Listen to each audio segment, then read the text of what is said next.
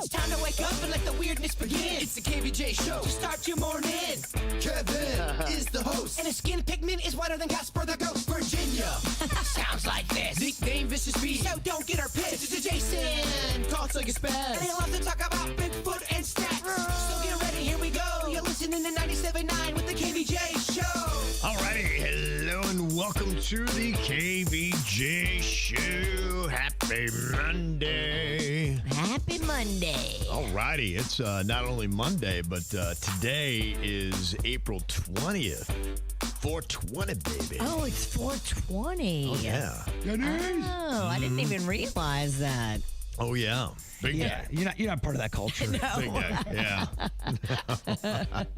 It's also a National Cheddar Fries Day, which kind of goes hand in hand. That's not on accident, by the way. I'm part of that culture. Cheddar fries, Cheese baby. fries all day. Yes. Does Mama want breakfast on a Monday? No, because I was eating late last night. Oh, yeah. I was out in the bars with my husband. Oh, wow. Okay. Which, when have I ever said that? Panda Right. was out in the bars with me late on a Sunday night. Wow. That never happens. What was the special occasion? It was the Buffalo Sabres game one of the Stanley Cup playoffs, of all of the teams that are narrowing it down. Mm-hmm.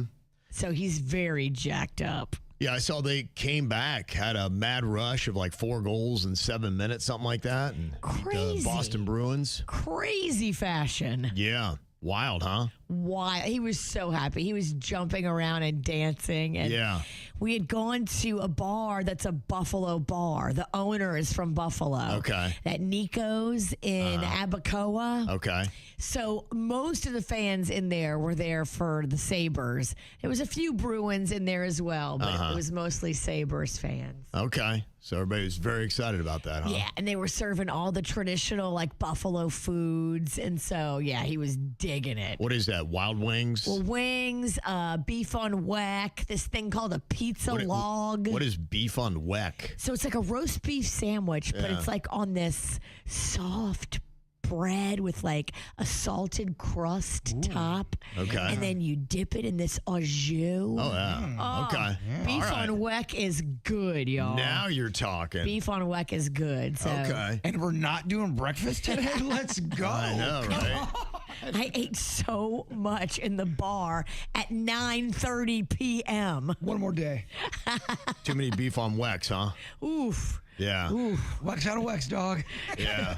The horseradish is so good, but man, it is strong. I hate horse. Bully ingredient is Yeah. horseradish. Hate Right. it. Very against it. You have too much of a tender tummy for something like horseradish. Yeah. Why does people even like that? It's good.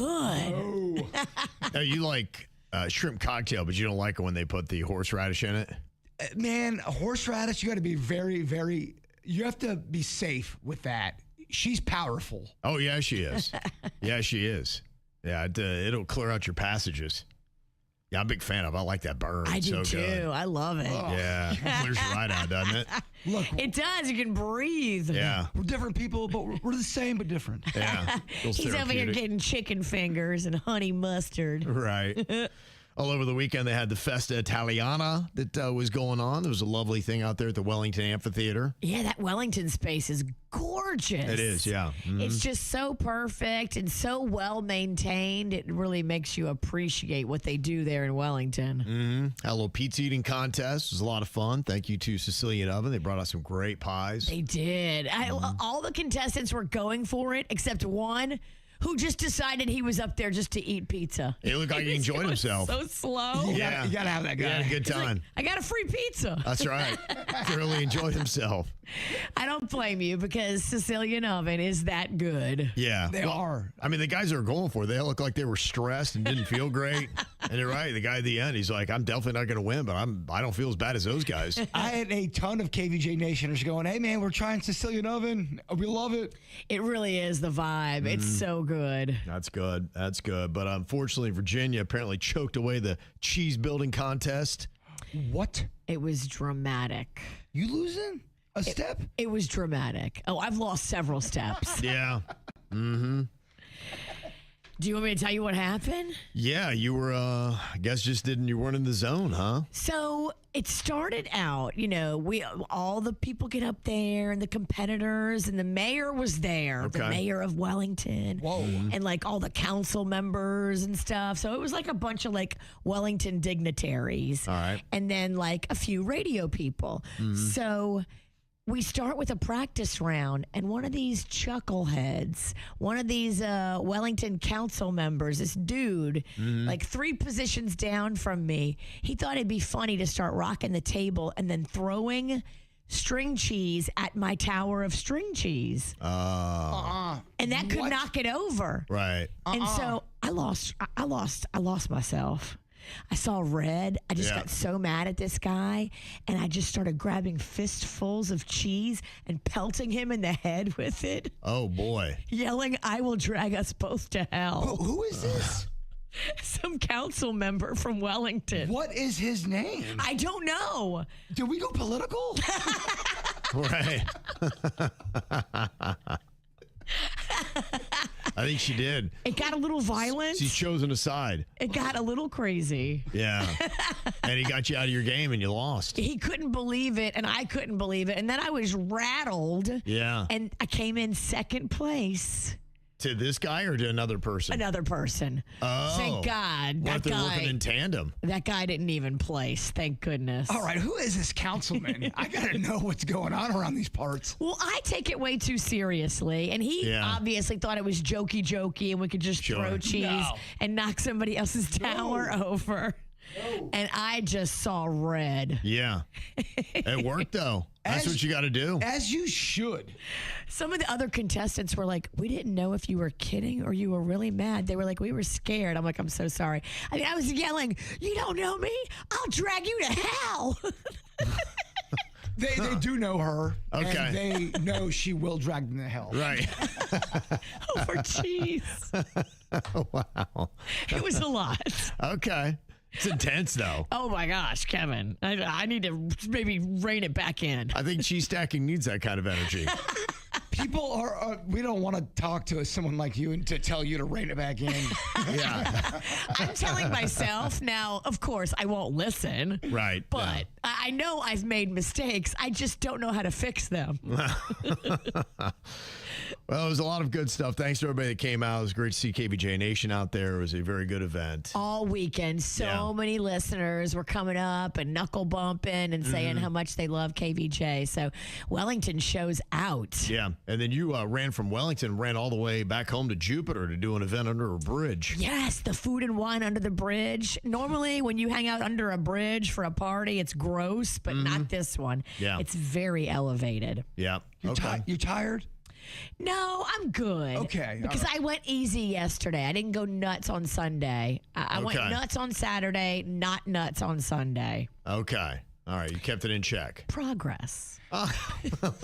Only one that day of the weekend. You should dial it up. How did you do, Kev, this weekend? I did all right. I just, had lots of calm. I was out there for the pizza eating contest and just a little drive shack with the fam on Friday and very chill. Nice. Yes, it was very nice. Nice and easy. Yeah, I don't have craziness left in me. Well, I got a lot of questions from other people over the weekend about you. We can't talk about them now. Oh, okay, yeah. But I bet. Was it about what we covered on the After the Show on Friday? Yeah, we'll cover Kevin revealed something very deep Yes. on the right. After the Show podcast, and Yeah. I got a lot of questions from people all over the weekend. Well, I'm happy to answer, so we might have to do that on the After the Show, though. Yeah. Maybe if we want to, kind of really. You can speak freely.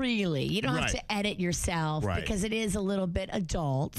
Yeah, I have talking innuendo if we do it on the regular. And Kevin's really, he's got something going on with his health. I do. You're right. I mean, come on. It happens.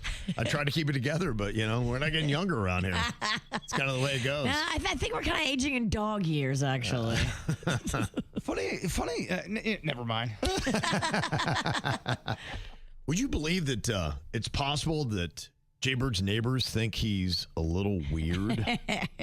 Crazy, right? I don't think they think he's a little weird. Yeah. I think they probably think he's a lot weird. Yeah. But some of them are a little weird, too. Well, then maybe they'll just fit together. Just weird town over there. His one neighbors are my best friends. They're not weird. Yeah, isn't that the guy you mooned last week? Yeah, I mean, that guy loves me. I love him. Okay. Great neighbors. Okay, yeah. I mean, I have great neighbors. Weird doesn't mean bad, by the way. Right, sure. Okay, yeah. But you were putting on another show for him over the weekend? Well, I got really mad. My Give a Damn had done busted this weekend. Oh, okay. Because I keep going out in public and I'm walking around and I'm sorry. I just had surgery and I have people who just keep on scaring me or trying to, I don't know. And this couple comes out. I just was walking out in the field at a public park and I'm going, all right, their dog is off a leash. Oh, and I love dogs. Right, it's not the dog's fault. Right. Going on, they're drinking. Oh, what time is this? This is probably like, I don't know, at night, like the evening of 6 of Saturday. Okay. Sorry, I'm just, it's tough to sit today. So I'm sitting there. Yeah, I know. That's why I'm kind of mad. Yeah. So I'm chilling there, and their dog runs up to me, and this is like the third time now a dog without a leash has run up on my leg and just scratches my scar. And I don't know what to tell people. It's like, guys, I have a cane. Well, it's supposed to be a fine, right? I believe if somebody has their dog not on the leash. That's not my style, dog. I just, you know what? I didn't even get mad at them. I was just muttering like an old man going, oh, it's just people. Yeah, I mean, no, it's not something that, it's a serious thing, actually. It's all a setback is all. And Well, I'm trying to get back to being normal. Yeah, it's one of the most uncool things you can do as a dog owner because you have situations like that. Your dog comes up, dog doesn't know, and if it greets people by jumping on it, first of all, it's not a very well-trained dog, but second of all, yeah, I mean, you could seriously hurt somebody. They're actually, lucky because they could have found somebody that could have been in worse condition than you, if that's possible, and then they could have made a big deal out of. They would have been hurt. They could have called the authorities, and then you could see a lawsuit, and it would cost you some money. Yeah, not everybody in the park is able-bodied and can handle a jumping dog. And maybe they didn't think about that when they took their dog off the leash, and they're like, oh, we'll just let the dog run. But if your dog jumps on somebody that's not able-bodied, you could really hurt somebody. Yeah. I'm not mad at them personally. I just was annoyed. I just need people to understand if you see people with a cane, maybe don't have your dog off a leash because this is the third time this has happened now. Yeah, well, honestly, you just, for anybody, you should not have, unless you're inside of a fenced-in dog park, and that's the intention is to let your dog off the leash there. Unless you're in that location, your dog should never be off a leash. I'm sorry, it shouldn't be that way. You can go from funny guy to mean guy real quick. Well, especially if you have a dog and you should know that has a tendency, if your dog's insanely trained, maybe okay, but if you have a dog that's going to run around and then jump on people, yeah, that's the kind of situation where it's like somebody needs to learn a lesson, probably get a big lawsuit against them, lose $100,000 and that because their dog injured somebody, be like, you know what, maybe we should keep our dog on a leash. Well, I mean, because I have a great doctor. My doctor did an amazing job. Dr. Ravino, shout out. He's made my hip great. These are all setbacks when you have dogs jumping up, clawing on a scar. And I'm like, guys, I have a cane. I thought you would know what to. Yeah, unfortunately, you might have to kind of use that cane a little bit to just kind of, all right, and, just point it at the dog and the dog won't run forward. Don't hit the dog, hit the owners. That's why they... With the cane. I think that's why there's grumpy old people. Because they're like, my cane, my dog. Well, I think part of it, when you are in pain and then somebody's stepping over the line and they don't realize that, hey, people may not be able to take a dog jumping on as well as you can. Yeah. Well, and look, a lot of people don't like dogs jumping on them. Well, I mean, that's just a 101. Right. Yeah. Yes, I don't like it. I have bad allergies. Yeah. So every time a dog jumps on me, I'm going to have dog hair on me, and then I'm going to be sneezing. Right. I mean, I think dogs are great. I just can't snuggle them. I have terrible allergies. But that's really the kind of time. They're the perfect example of why you need to have somebody get a fine, $125 fine for keeping or not having your dog on a leash and hurt somebody. I mean, at least, the very least, would be a nice lesson for them. And it's not even the only dog drama I had. Somebody let it must have been a beast of a dog take a huge dump right next to my mailbox as a message. It's like everybody's breaking every single decent dog owner rule right around you all weekend. It's like they're taunting you. Yeah. It's not. all right, let's go. Let's do it. Yeah. Well, and again, bad dog owners, they do that in a lot of neighborhoods now. I love that these neighborhoods, if you have a dog, you have to register it by putting in their DNA. And if they find a unsolicited doggy dump and they run that DNA and it comes back your dog, then you're paying the fine. Are we sure it's dog and not human? We have a major investigation going on throughout the neighborhood right now. I've got 5 neighbors. I'm going to find out. Okay. For some reason, it did not catch on my camera. It did not. Of course, the dump is just right there. Nothing on the camera. I'm going, Phantom pooper. Phantom pooper. And I now am knocking on doors and I am finding about who is doing this. Yeah. Oh, you can't be dumping on. It looked personal. So now it is personal. Yeah. So what would you do if you find out who it is and you recognize the dog and the owners? What would be your approach? If you listen to our show, we all know who it is. It's my stalker, not the female girl. Oh, really? The dark energy is always around. You think brought the dog to your place and had a dog take a dump right Is there? it even dog dump? Yeah, right. It is. Oh, trust me. It's being You tested. sure it's not human? No, we are not. Oh, my goodness. Girl, stay tuned. Because, the kind of mentality of a stalker, he could poop in a box and then quickly put it right by your mailbox so that you almost step in it. And it would happen so fast, you may never get him on camera. Imagine if they were really psychotic and smart and they have a dog in the car just to act like they are having the dog poop by the mailbox, but really they pooped. And they're like, It's an interesting play. The dog, I'm open to all options. Yeah. Now, you said you're putting on a bit of a show that maybe your neighbors thought you were weird from over the weekend. All of this made me so mad, and it really does suck when you want to move and you can't. And that's why I know there's a lot of people out there that are going through things like this, whether it's your knee, your hip, or you want to move, you can't. Yeah. And it sucks. You're frustrated because I still have the mind of a person that wants to move, but I can't. You feel like you're young and spry and ready to go. Yeah. And after the dog thing, my adrenaline was pumping so hard. I'm going, you know what? Yeah. If dogs gonna jump on me, they're gonna rip on me. Go out in your front yard and show everybody that you are the junkyard dog. Okay. And I started to redo the Kurt Gibson home run from 1988 World Series. I was talking to myself. Here comes. Wait, it's in your front yard? You're recreating a baseball moment? I turned into a crazy person this week. I'm like, oh, here comes Pennington. Oh, we call him Gibby around here. All right, he's hurt. And I'm like, come on. I'm high-fiving my plants, my bushes. Boys would have been something to see. I am wearing my weird flag, and y'all know where I live now. Man, I gotta tell you, I think I'm spending my weekends wrong, Virginia. I see you get a lawn chair and just kind of hang out there and see what's going down. It is busy over there. It is busy. I didn't even do anything this weekend. Right. So it's amazing. You don't have to do anything. No plans, and so much stuff happens. I was going to go to the pizza eating thing and surprise everybody as Captain Crust. Oh. And it all just didn't work out.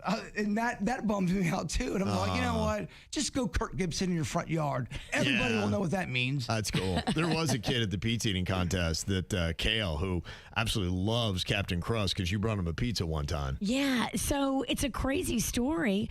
This little kid that they brought from Little Smiles to get up and speak on stage, and him and his mom, adorable kid, adorable mom. They were telling a story about, how they had met Captain Crust and Princess Pepperoni, and I was like, that's me. And he was like, wait, you're Princess Pepperoni? And I was like, yes, because I wasn't in the costume. What a good disguise and you I have. didn't have Captain Crust with me. It was kind of like, when Clark Kent is out in the wild, you don't know it's Superman. All he has to do is put on glasses. You have no idea it's him. And as we're backstage and this kid's about to go and talk about his brain surgery and when he was in the hospital and how Little Smiles came to see him and how superheroes came to see him and bring him pizza, we put it all together. father that not only had little smiles helped him so much, but that we had met him and his mom and brought them pizza when he was recovering from brain surgery. That warms my heart like a pizza. What? Yeah, and What a weird moment. You're like, oh my gosh, full circle. Yeah. and all you need is a story like that to make you feel better, and that is it. That makes my heart swim. I He love it. said pizza is his favorite food, and he couldn't believe it. Yeah, I think we have a breakthrough with Captain Crust, all that. That was the positive part of the weekend. Yeah. I think we have some fun scripts coming up. And I some, love it. Yeah, some developments. Maybe a new character. Oh, wow. Kevin Ralston might be getting okay. involved. Side salad Ralston. 'Cause he has so much time. He's the weakest salad. There's no meat, no croutons. It's just lettuce and Salad the man. lightest of dressings with low calorie. He believes in no flavor. Yes. Oh my gosh, flavorless man. That's a Sicilian oven salad. Looks good, though. That's just my speed. I'd be Yeah. happy to be that. Sicilian oven salad is delicious. Yeah. It really, I'm not. I Yeah. know I'm part of their campaign. Their salad legit is. Those are really good. It's next level. Yeah. Okay. All right. There you go. Jbird had one of them weekends, one of them Jbird weekends. Lots of stuff going on. From poo to his mailbox to dogs jumping on him in the park to recreating 1980s home run trots in his front yard, high-fiving plants and weirding out all of his neighbors. I really do hope the kids are listening, going, "Who's Kurt Gibson?" And they're googling it or whatever the kids are doing. There you go. Look up old Gibby. Just passing on a little knowledge to these kids. Just letting them know. Now, you said that you also saw a couple interesting things in the sky over the weekend. Yeah, I was wondering, did anybody see something in the sky on Saturday night that was bizarre, weird, or unnormal? Okay, about what time and what did you see? I think I have a timestamp on the email. I apologize. It was a busy weekend, even though Okay. there was nothing going on. It was quite busy. I think it was around 9. 9 p.m.? Yeah, I think so. Okay. And between 9 and 10, that would make sense. And yeah, something like a tic-tac thing in the air, stops, moves, goes out the atmosphere. Anybody know gone. what's going on? Gone. How many UFO sightings have you had in your life? I get it. I know where this is going. I'm just curious. How many we're at now? I know this line of questioning. Are we sure this isn't like your neighbors do that trick where they put a paper plate on a string like I did that time? Guys, I swear I am sane and I am not going through anything. I know it's tough if you're a crazy person already. You're going, Right, yeah. I saw something. Yeah, all right, old man. Okay, crazy guy. How far away was the object? It was out in the distance. Kinda, Yeah. I mean, it could have been a satellite or something, but Right. I'm just saying there's some crazy things going on in the air all the time. Oh, yeah. No, there is. I mean, that's one of the big topics of discussion. Everybody seems to agree that there are definitely some things that people can't explain that are out there. Now, the other thing you saw is not anything, I don't think, alien. Could it be spiritual? Could it be something else? Could it just be the power of suggestion, what you saw? It's probably power of suggestion. This would probably be after the dog jumped on me. And Yeah. I'm just, this is after I did the Kirk Gibson phantom home run trot out in my Right. front yard. Kids, Google Kirk Gibson. What is this guy talking about? And yes, sorry. Yeah. My body is not keeping up with my thoughts today. Yeah, I hear I'm ya. trying. This chair's pretty tough. That's rough. We need you like a reclino bed or something. Yeah, only for when dogs jump on somebody and rip their scar open. Yeah. Did it actually break the... A little bit. Did Yeah, it? it did. Yeah, no, that was blood. Jeez.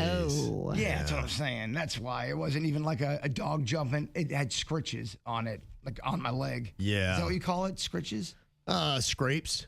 Okay. Yeah, Whatever you want to call that it. makes Yeah. sense. Yeah. Whatever you want to call it. Scritches, Yeah. scrapes. But you saw an image that some people call maybe pareidolia. It's when you see images in the cloud. And you saw a familiar face looking back down at you. It turned into my mom's face. It was bizarre. From the cleft chin to the widow's peak. Really? It was a weird, and I was just chilling, and this is after my being a crazy neighbor in my front yard. You haven't been eating mushrooms, have you? That's the problem, too. So the neighbors see you doing a home run trot in the front yard, then you're looking up into the heavens and you're like, Mom, is that you? Is that you? And they're going, did you guys see that UFO?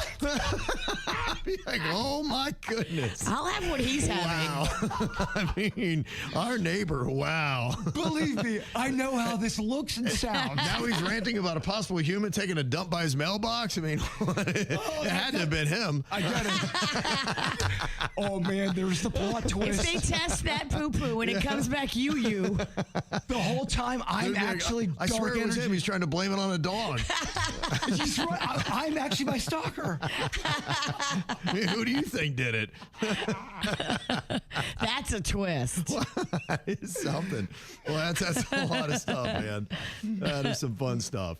Do you seem to wake up in the middle of the night at least once a night? And if you do you notice that you're waking up at the same time? Or is it vary times? Oh, my gosh. If it was just once, that'd be great. Oh, But really? Okay. I have probably about 6 hot flashes during the night Whoa, all right. and completely get like sweaty all over. Any place skin touches skin, any little crack or crevice, Yeah. immediately gets sweaty. And I have to like turn on the fan full blast, sit up in bed. And it lasts about like a minute and a half. Dang. You got the fan I gave you? I have so many fans. Yes, thank you. I have 18 fans. I have 3 here at work. I have 2 in my kitchen, 2 in my bedroom, 1 in my bathroom. They're everywhere. So you got to shower before and after you go to bed. Dude, I am using so much soap. I am going through soap at an alarming rate. And you know, my prissy ass uses fancy soap. It's very expensive around here. Yeah. They say that a lot of people actually wake up at 3 a.m. and it is normal. Really? Yeah, they say that when you look at the natural sleep cycles that go from 90 to 110 minutes, it kind of works that way that at about 3 a.m. based on what time the average person goes to sleep. Is that your fan? It is. That's my fan. Okay. I just had to turn it on because I had a hot flash as I was talking about hot flash. Oh, okay. That's a new great bit. Fan or fart? Fan or fart? Yeah, I couldn't tell. I was like, well, she's getting bold, huh? She just don't care. You're right. Because we know she farts. Yeah. That's a long fart. Well, you know. That's impressive. Yeah, they say that it just kind of is the way that it goes. And they say that stress also will amplify your wake-ups because cortisol levels naturally rise to prepare the body for morning. Okay. So you kind of get that way. So I guess if you got a little bit more stress when you go to bed, there's a definite chance you're going to be waking up at 3 a.m. So the other thing, too, is alcohol could be waking you up. Yeah. I'm not giving that up. Sorry, guys. Yeah, well, they say if you can at least try to give that 3-hour buffer before you try to go to sleep. I've had to, because I've really been trying to get more sleep. I've had to slow down alcohol so hard because if I have even a drink, I'm kind of up for a minute. It takes me a minute to kind of come down from one of those things. Yeah, it's 3 hours for alcohol, and they say it's about 10 hours for caffeine. Dang. Yeah, I know. I'm even at a point where I look at caffeine like a villain going, it's 12 p.m. I cannot have a Coca-Cola. Yeah. What kind of life is this? I know. That's what's happening. It's wild. They say really all you can do is watch the caffeine, alcohol, and try to get to sleep at a consistent time. And that's it. And then just don't do that thing where I think sometimes people will wake up for a second and then think, I'm going to check my phone. And they blast that blue light right into their brain and wake themselves right back up. Oh, that's the worst. Yeah, don't grab your phone. Try to coax yourself back to sleep. I use these breathing methods. Okay. And you have to like focus on your breaths and take long ones in and long ones out. And then like you picture like a dot getting bigger and smaller and bigger and smaller with your breaths. And if you really zone in on that, on your breaths, you can put yourself back to sleep. Okay. It's pretty peaceful. Bigger, smaller. Could you hear Virginia did, there's this guy that I was watching that he was doing the video. In fact, he's on Netflix now. And it's all if you want to, do that kind of breathing and you want to meditate. He does these guides, but he's got this very soft, like British accent. He talks a little bit like this. He's like, "Hey, my name is Andy." He doesn't sound like a troll under a bridge. So what? He's like, "I need you to breathe in. I need you to breathe out." And it sounds so nice like this in Virginia. Ooh, Hey, breathe in, breathe out. I like your British audiobook guy voice. Can you yeah. give me really quick, just like 5 seconds of, I'm trying to go to bed, I can't, and give me a little bit of that, because that was nice. You need to simply take a breath in. You need to hold that breath for just 4 seconds. And then you let that breath out, in and out, letting the stress just drip right off of your body. Come over tonight. I could do that. I would sit right by your bed. I will too, and I'll be like, yeah, let your shoulders relax. Yeah. Just relax. Books read by Gollum. You thought you had night terrors before. Could you imagine Virginia reading you a bedtime story? Let me tell you about the dragons that are going to eat your face in your dreams. It's the KVJ Dirt of the Day. It's the KVJ Dirt of the Day. Virginia, take it away. Cause you know we need that Dirt of the Day. This Dirt of the Day is brought to you by my favorite closet people, closetsbydesign.com. So it's a crazy scenario. Ice Spice was sitting in a McDonald's in Los Angeles enjoying her chicken nuggies when this woman comes up and starts to talk to her, and it goes from being like a fan interaction to, okay, like, now you're being rude and you're in my space. And so Ice Spice was trying to get her to leave and was encouraging her to leave and may have called her the B word. And the woman apparently did not like being called the B word. And so what she decided to do in that moment, instead of just walk away, is to slap Ice Spice in the face. And then it turns into a whole thing, and they're fighting, and now we're in a McDonald's, and it's drama, and what the hell? Oh, my gosh. Yeah, kind of a mess. Now, I like what she wrote on X, though, on the X formerly known as Twitter. This wouldn't happen at Wendy's.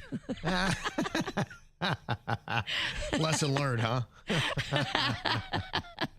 I'm laughing because that's a good way to shake it off, but that's got to be pretty scary. You're just trying to eat your nuggies. You've got a hoodie on, and you're like hiding who you are. Trying to be inconspicuous. So inconspicuous. Yeah. She was very exposed for somebody of her stature in that McDonald's. Yes. And here's the person that slapped her, of course, telling her side of the story. The victim, I'm sure. She was basically saying, like, you could just leave by. Like, I don't even know why you're at my table. Then that's when I proceed to ask her, like, you don't got to be rude. I'm just giving you guys a compliment. And I'm like, you know what? Where are you from? She said, I'm from New York. So I said, let me tell you something. I don't care where you're from. I'm like, you in LA, you in my city now. You can't be out here disrespecting people. Like, if you wanted us to leave, you could have just politely said, oh, I'm not in the mood or something, right? Instead of just yelling at me. So she kept going on. Then she calls me a bitch. So after she calls me a bitch, I hit her. So I hit her, and then so I got escorted out to McDonald's. And then so after they escorted me, I'm like by my car, and I hear Ice Spice in the middle of the street talking about something. Where is that bitch at? I want to fight her. Woo woo woo. So I come back down the street, and then that's when me and her fought again. And then she just kept talking a whole lot of mess. That's just like the brief of the story on. Okay, wow. What the hell is going on? I mean, my goodness. Wow. Well, I mean, if you walk up to somebody and they tell you to leave their table and then you end up slapping them, you should absolutely be arrested and charged. Yeah. You can't hit someone because they asked you to leave their table and called you the B word. No, you can't. What the hell is going on? Yeah, any kind of physical action that always trumps everything. Ugh. All right, moving on. It looks like Tory Lanez is now suing the California prison system, claiming officials failed to protect him. He was stabbed 16 times by another inmate, and he's saying, look, you have to protect me, and I do agree with that. I mean, prison officials need to probably put some kind of protection in order because he's a celebrity. He's going to be a target. Maybe don't don't keep him in Gen Pop. Maybe don't keep him with other inmates. He might need to be by himself. Mm-hmm. He's also saying that prison staff took personal items of his, including songbooks, unreleased lyrics, and other personal things that they were looking to either keep as mementos or sell. So, wow. Yeah, I think he's definitely not getting a fair shake in the prison system as it stands today. I wonder how that goes, because there are a lot of people that get roughed up in prison. How many people try to sue the prison system for not being protected, and how often do they win? Great question. And, I mean, do we have any sympathy for him? He's the one that shot Megan Thee Stallion in the foot. Yeah. And we don't like the guy, but also, if he gets stabbed 16 times in prison, they've got to put some kind of protections in place so that this can't happen again. Yeah, I mean, I don't know how he's still alive, honestly. That's pretty insane. 16 times? What a terrible stabber. Whoever stabbed you, I mean, did they just purposely try to miss all organs? Yeah, what are they doing? Just each finger and toe? It's kind of wild. And finally here, Katy Perry is doing it again, making weird moves. And so she was in Rome visiting the famous Trevi Fountain, where everybody throws coins in for good luck. And Katy Perry didn't have any coins. All she had was her credit card. So she tossed her credit card into the fountain. People are like, litter bug. Girl, get off the internet. Take a break. It's okay. You can take a break from life sometimes. Take a break from everything. Yeah. I mean, nobody in your whole entourage had a coin. Yeah, she's too cringy, man. That's her number one problem is she's cringy. I know. I just feel bad for her. She doesn't have anybody in her circle telling her, don't throw your debit card. It's going to look tacky, and it's going to be littering, and people are going to yell at you. I do not feel bad for her. Yeah, it seems like everybody is. She's the most popular person to come after these days. And that's what's going on in your dirt. Well, we got this special request, and we normally don't do this here on Mondays, but Tiffany had sent this in. She said, please bring back the game where Jbird has to guess his own clues from the No Name Movie game. Oh, that was such a good game. Right now, I need games in my life. I love games. If you are in pain, you love a game. Yeah. She said, OMG, I almost died driving home laughing from his clues. I like to play along, and I like to sometimes, I can speak bird. This week was WTF. You call it bad. We call it great. Yeah. She said, I don't know what it was. 82% of the time, I normally follow along, but yeah, just not this week. Yeah, it was really bad. I went back and tried to look at the game film, because that's my new thing now. I am practicing No Name Movie game to win. That's good. I think somebody needs to, because Virginia's just on this unbelievable run. I mean, it's getting to the point where it's just every week we know she's going to win. I can't do anything about it. We're only 20 plus years in. Now you want to step it up and practice. All right, bring it. Hey, once a champion, always a threat. I won a couple times 2 years ago. Okay, let's see how you do. I'll feed you the clues, no timer, one at a time. Let's see if you can figure out what this movie was you were giving clues for. If I put, it's a nickname for my my lover. Her first name and then plural. Not boys, but the Beautiful face. Think about a thing of B comes out of their butt, and then it's not boys. Think B, butt, boys. Pass. Okay, what is that movie? B, butt boys. B, butt boys. So I'm a little slow to the gate today, and I didn't even understand the game until you started playing the clip and going, oh, yeah. All right, I have to guess my game, and I don't have an answer. B movie? I don't know. Is that what it is, Denny's? I don't have the answers in front of me, so I have no clue from that. Yeah, see, I've been trying to figure them out back here myself. That was not, I don't think we had B movie.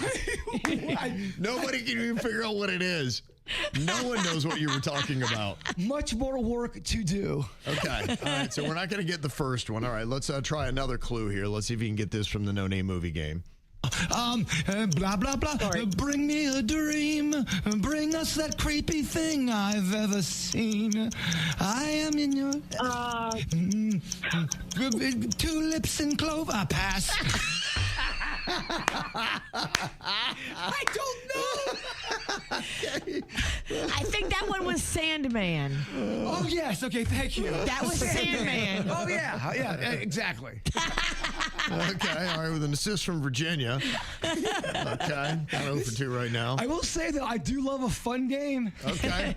This one is hilarious. Okay, here we go. This is clue number 3. Jbird's clues from the No Name movie game. Let's see if Jbird can figure out his own clues here. I died, and I think about my other living. I am talking about old, not present, but my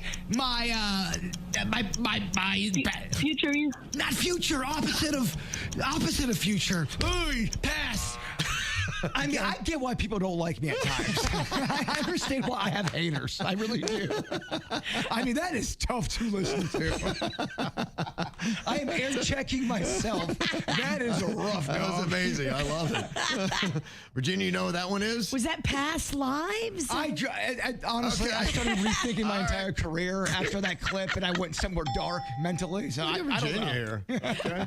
I think I could get your clues, but then again, I was showing the movies. I've already seen these. Right, yeah. Yeah, okay, all right. That makes me feel a little At least better. you're a bit of a help. Yeah, so far, you've got about half of them. And you're not even being mean. I'm just like, oh, what? This is I don't want to kick you when you're down.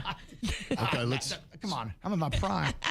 try a few more. This is movie clue number 4 here. I am the day walker, but the opposite of that. I do it in the darkness, and then I creepy. Pass, terrible.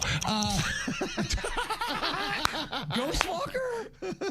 I think it was Night Stalker. That's what I meant. Is that Night it, Stalker. Denny's a Night Stalker? Nightcrawler. Nightcrawler.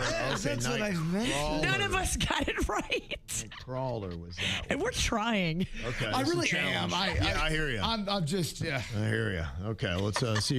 Maybe we're getting a little bit better here. Let's see, this is number 5 here. There's a lot to go through here. Tell me why it's only it's about the pass. I got this one. It's human nature. Human nature. Is it human nature? Okay, there we go. All right, that one's doable. Got that one. Okay. I don't even know that movie. He didn't get it, though. He didn't get it. Kevin, you got it. I got it. I speak more bird than Bird does. All right, let's try this one here. Jbird's clues from the No Name movie game. Me and you are pool players, and we're acting like we're not good, but we're faking it. We are known as what? Like, hey, we play pool to pass. Okay. Loan sharks? No. Call money. It's money? No. Hustlers? Hustlers. Ah, dang. Okay. All right, these are doable. Not for him. He's not doing well getting his own clues, but I just gave myself a high five as if I contributed to get in that point. I'm like, yeah, I got this. all right, we'll try one more here. I feel like we're warming up to this. Jbird's clues from the last couple of weeks of the No Name movie game. 6? No, I meant 3. No, I didn't. What? Feline. Oh my God. Think about the jungle. Oh gosh. All right, pass. Lion King. 6, 7, and 3. Is that Lion King, Denny's? I could not figure that one out. Don't you love my arrogance, dude? Bro, it's Lion King. So I'm going back through last week's movies. I figured out the first one with the bee coming out the butt was Honeymoon. Honeymoon. He goes, we're lovers. Think about it. Bee comes out the butt. Bee comes out the butt. I think he meant to say like honey comes out the bee's butt. Thank you, Denny. Okay. I'm still trying to figure out the roar one. I'm going through the movies. I can't figure out what that is. I'm not 6. I'm not 3. I'm Roar. I'm Roar? I never once said I was good at radio. I've never said that. The only one I can see that it could be is 9 Lives, maybe. Ooh, that is a stretch. What a game. We might have to bring this back. Yeah, this is tough. This is fun when you have a couple good rounds back to back like that. Yes, thank you, Tiffany. A great suggestion. That might be the toughest game of all time. I imagine this is a big deal, and you probably were a little bit nervous when you were showing your girlfriend maybe your favorite movie of all time, at least the franchise, Star Wars. I assume we went original trilogy? Oh, yeah. Okay. Oh, you have to. Yeah. Did you start with A New Hope? Virginia, you know about The New Hope. That's part 4. It starts on the first one from 77. You know what we're talking about. No. No. Okay, I know I watched them back in the day. Did I see A New Hope? I saw The Empire Strikes Back. Okay. You did? I did. Can you name one character from that movie? Princess Leia. This does not count. That's the best character to come out of the whole franchise. I love Leia. I am a Leia fan. She's an awesome fighter, a great leader. Yeah. We finally agree on one thing. So, how did your girlfriend like maybe your favorite movie franchise of all time? She loved it, and she wasn't acting. I know you're saying, oh, she has to act like she loved it. I would if I was her. Keep the peace, girl. I was at one point. I do it with WrestleMania or whatever the hell Panda was talking about last night. Oh yeah, Look. no, it's a lot. There's a lot of dorky things going on right now, and wrestling. We got Star Wars. I don't know if you know, but CM Punk lost last night, and I had to pretend like I was so interested. There are so many people who are mad at Virginia right now that she just did that. That's so not cool, dog. Damn, that's a spoiler. Oh, I don't care. If you weren't watching it live, do you even love wrestling? Yes, Look Kevin, at that, my girlfriend did love it, and her favorite characters are R2-D2 and C-3PO. Really? Okay. She loves the droids. Yeah. All right. Yeah, they're kind of cool. They got great interaction. Yes, That's fun. they do. And watching it back, I don't know if you guys ever have this. If you watch something with somebody for the first time that you've seen a million times, it's kind of new for you in a way. That is a cute thing. You see it through their eyes. Yeah, it's fun. And you rediscover stuff based on what they like. I did, and I was kind of seeing their relationship that I probably didn't really ever notice before, the two robots, C-3PO and R2-D2. Right, yeah. And they're very funny. It is. I mean, the dialogue and everything in that original trilogy, that to me, that's what made it. The writing was absolutely fantastic. The characters were what really made it. It wasn't the special effects and all that. I mean, that was cool, especially for that era. But yeah, that's the whole thing that the new Star Wars has missed for me, is the same kind of storytelling and lines. She goes, I can't believe the effects on this thing. Okay. Yeah. Impressed. I mean, for 1977, it was pretty good. I think, though, I'm sorry, man, that looks better than some of the modern day CGI, Right. AI, whatever you want to call it. Yeah. A lot of movies look like video games now to me. Yeah, it's kind of a weird thing. Now, did you only get through the first in the trilogy, or did you make it through more? Just part 4, Virginia, which is the first one of the 9. How can part 4 be the first one? That doesn't make any sense. I mean, I'm not even good at math, and I know that doesn't make no sense. It's kind of a mess. It really is kind of a mess. It is kind of a mess. That's true. There's this new boy band documentary we played a couple clips from last week. Some interesting stuff, including A.J. McLean, Boynton Beach dude that was in Backstreet Boys, still is, talking about the first time that he ever did drugs, and it was a recording session about 2 a.m., and somebody had it, and he just kind of gave into the peer pressure. Was honest about it, but it started him down a path where he was battling substance abuse issues for a couple decades. Oh, there's a lot of pain in this documentary, girl. I love it. This is the behind the scenes tea that we want. You know, if we're not getting the reunion, we want this. Well, it is crazy because, you know, we love Denny so much. We know him so well. He's one of our best friends. He's a family member.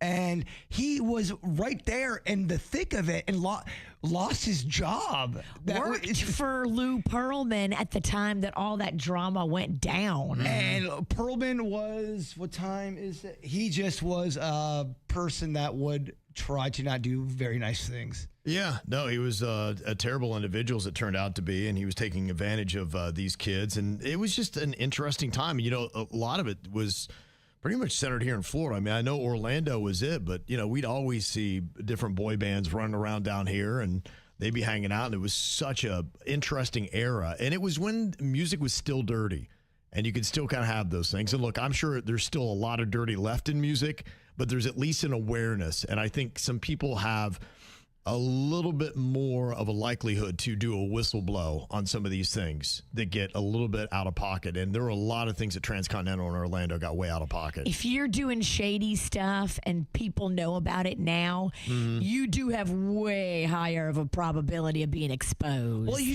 the documentary does show that's what the entertainment industry is. When you really get to that high level of fame, that's why they call them industry plants. They can pick anybody out in a crowd, say, I'm going to make you a star, Virginia, right now. We're going to put money behind you. You are the new Britney Spears, and done. And if you had even a little bit of talent, right, done. That was kind of it. Yeah. They were really designing groups that way, where they would put together all the different characters that you'd have in the band, and then they would play a role, and they had to sing well enough. You get a good producer, somebody would write good songs, and then it would be a huge thing. How much face-to-face, Denny's, did you actually have with Lou Pearlman? I only met him a few times. There would be a lot of tours. There was almost weekly a tour that would come through and check out the studio, because the label was Church Street Station, and then the actual studio was over by the mall at Millennia. Okay. So they were kind of far apart from each other, but the label handled everything, and then we were just the studio they sent artists to. But he had his own office in our studio. It's the first room when you first entered the studio. Giant office, and then reception desk, and then there was a doorway that led to the studio. Did it have any of those weird things you'd hear, like Matt Lauer with a button underneath that would lock the door behind somebody or something? We would go in there. We'd have to clean his studio or clean his office maybe once a month. You'd have to go in there and just dust it, whoever the intern was at the time. Okay. But yeah, I mean, everything was gold, and he was very gaudy. He had a lot of gaudy stuff. He is super gross. It was, and I'm usually not a person to try to pick apart someone's looks, because you can't control a lot of that. I could not see other than this evil walrus the entire documentary. He looked like an evil walrus. Yeah.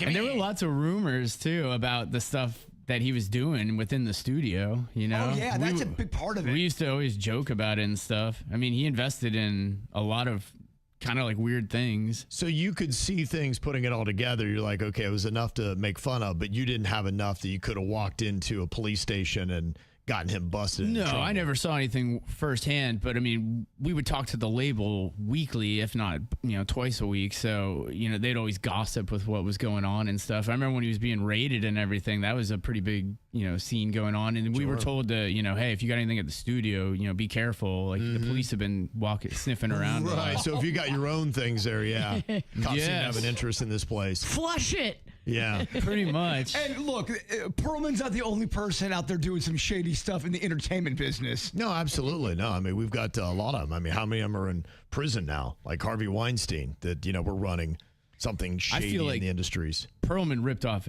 everyone, though. I feel everybody has a story that worked with him about him ripping them off. That's a big part of it. Seems like he was just more of a crook than anything else. Yes. Well, and he lied a lot. That's going to collapse. You run a shell game like that and you screw that many people over, it's going to collapse. I don't understand how these guys don't see the end game. He went full on Scarface, in my opinion, where you took too much as a criminal, to a point, to Virginia's point, is that he took too much and he's like, I want more. Greed. I'm a walrus.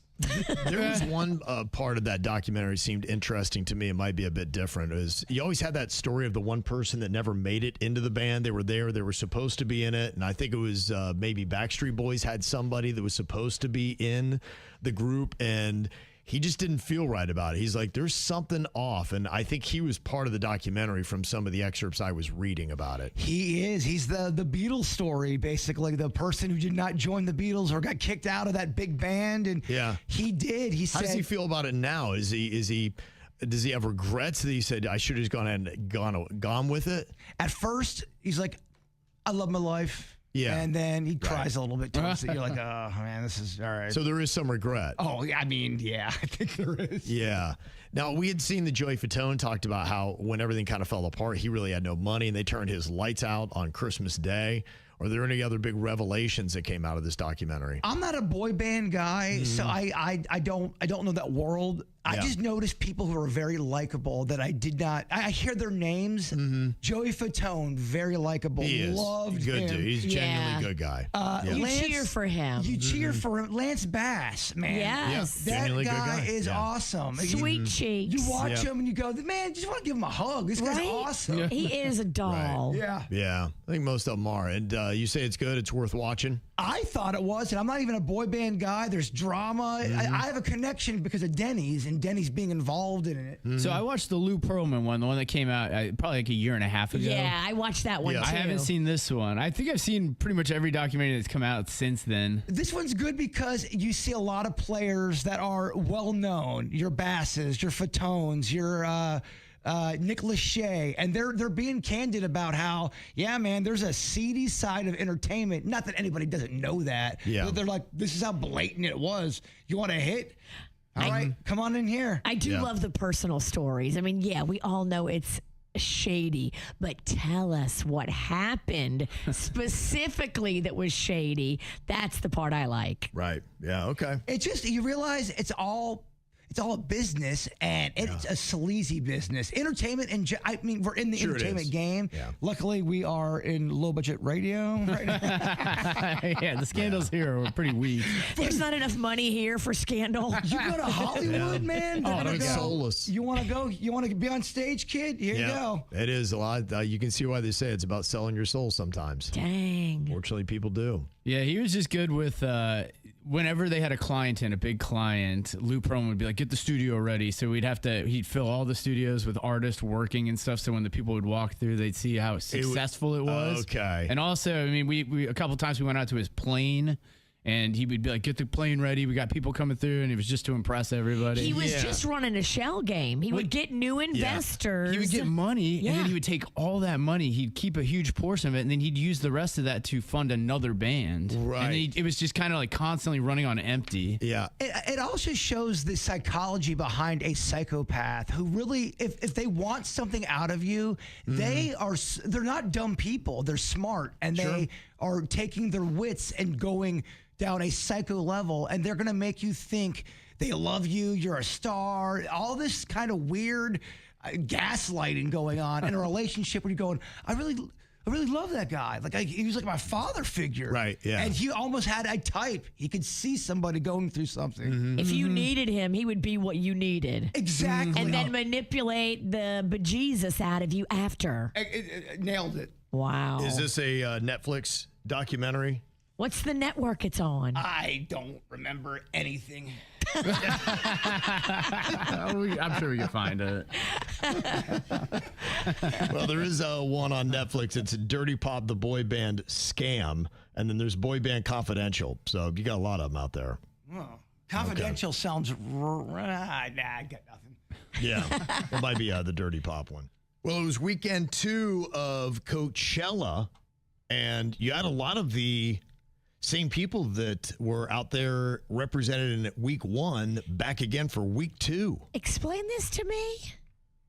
I wasn't even sure they did this, but yeah, Justin Bieber. And that would be my question is, if he did a lot of his songs last week, what does he do this week?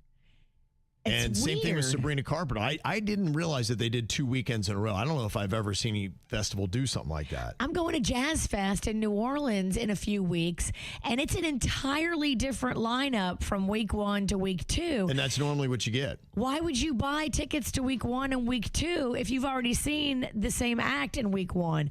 Don't you want diversity in week 2? I would think so. And not to mention, I would think that, okay, well, if I see Justin Bieber and he played all of his songs, he's probably not going to do the same ones that he did in week 1. And is everybody going to be there for 2 weeks? Those tickets are not cheap either. No. These big festivals are crazy expensive. Right. So, I kind of saw that. I was like, wow, that's an interesting thing that they do 2 weeks in a row. The only thing that I got that was a little bit different, and probably the biggest headlining thing that Justin Bieber did, was he brought Billie Eilish up on stage for that One Less Lonely Girl, something he used to do. And, he's a little teenage heartthrob, and the girls would come up and he'd sing that One Less Lonely Girl. And Billie Eilish had talked about the reason why she went into music was she was hoping one day to be famous and get to meet Justin Bieber. And so I even saw Haley Baldwin was kind of part of like, get up there. And so she kind of got her out of the crowd and put her up on stage. That's cute. Even if it's a contrived, scripted moment, it's cute. Yeah, she was massively fangirl. Yeah, we're not ever believing this is impromptu. Right, yeah. Look, no, we know what's going on here. But they did make a good scenario that everybody's into. It's a clip that everybody's seeing today. Yeah, it was. It was nice. Bieber then got emotional up on stage at Coachella. One thing turned to another, and here we are. But man, it's been a wild journey. It's been an emotional journey. But anyways, this, I grew up listening to Justin Timberlake and so many other beautiful talents. But I remember this like it was yesterday. And it sounds like he has real instruments up there, because remember last week he just kept pulling up YouTube videos and singing along to them? Which I don't hate that concept. I do. Of him singing with his younger self, and they're showing a video of Justin Bieber when he was a little kid, and now he's a man on stage singing with himself. I love that. Oh, that's cool for a stunt or a thing during a show. But, when you go to a concert, personally, I like somebody to be live, and I think he is live. Mm-hmm. Yeah. Right? Yeah, he is, at least on this. I mean, I heard a little bit of a guitar going on. I did see he was playing some of his older videos still from YouTube, but it sounded like maybe there's some instrumentation at least this week. The big production value was Sabrina Carpenter. She had the same stage set that she had last week, and she had a special guest a lot of people were talking about today. She brought Madonna out. Madonna looked great. She does have some massive hits, man. You kind of forget that. It's unreal. Madonna was in the pocket for a hot minute back in the 80s into the early 90s. She also talked to the Coachella crowd. Madonna did. 20 years ago today, I performed at Coachella. I was in the dance tent, and it was the first time I performed Confessions on a Dance Floor Part 1 in America, and that was such a thrill for me. So you can imagine what a thrill it is for me to be back 20 years later. Okay, Madonna.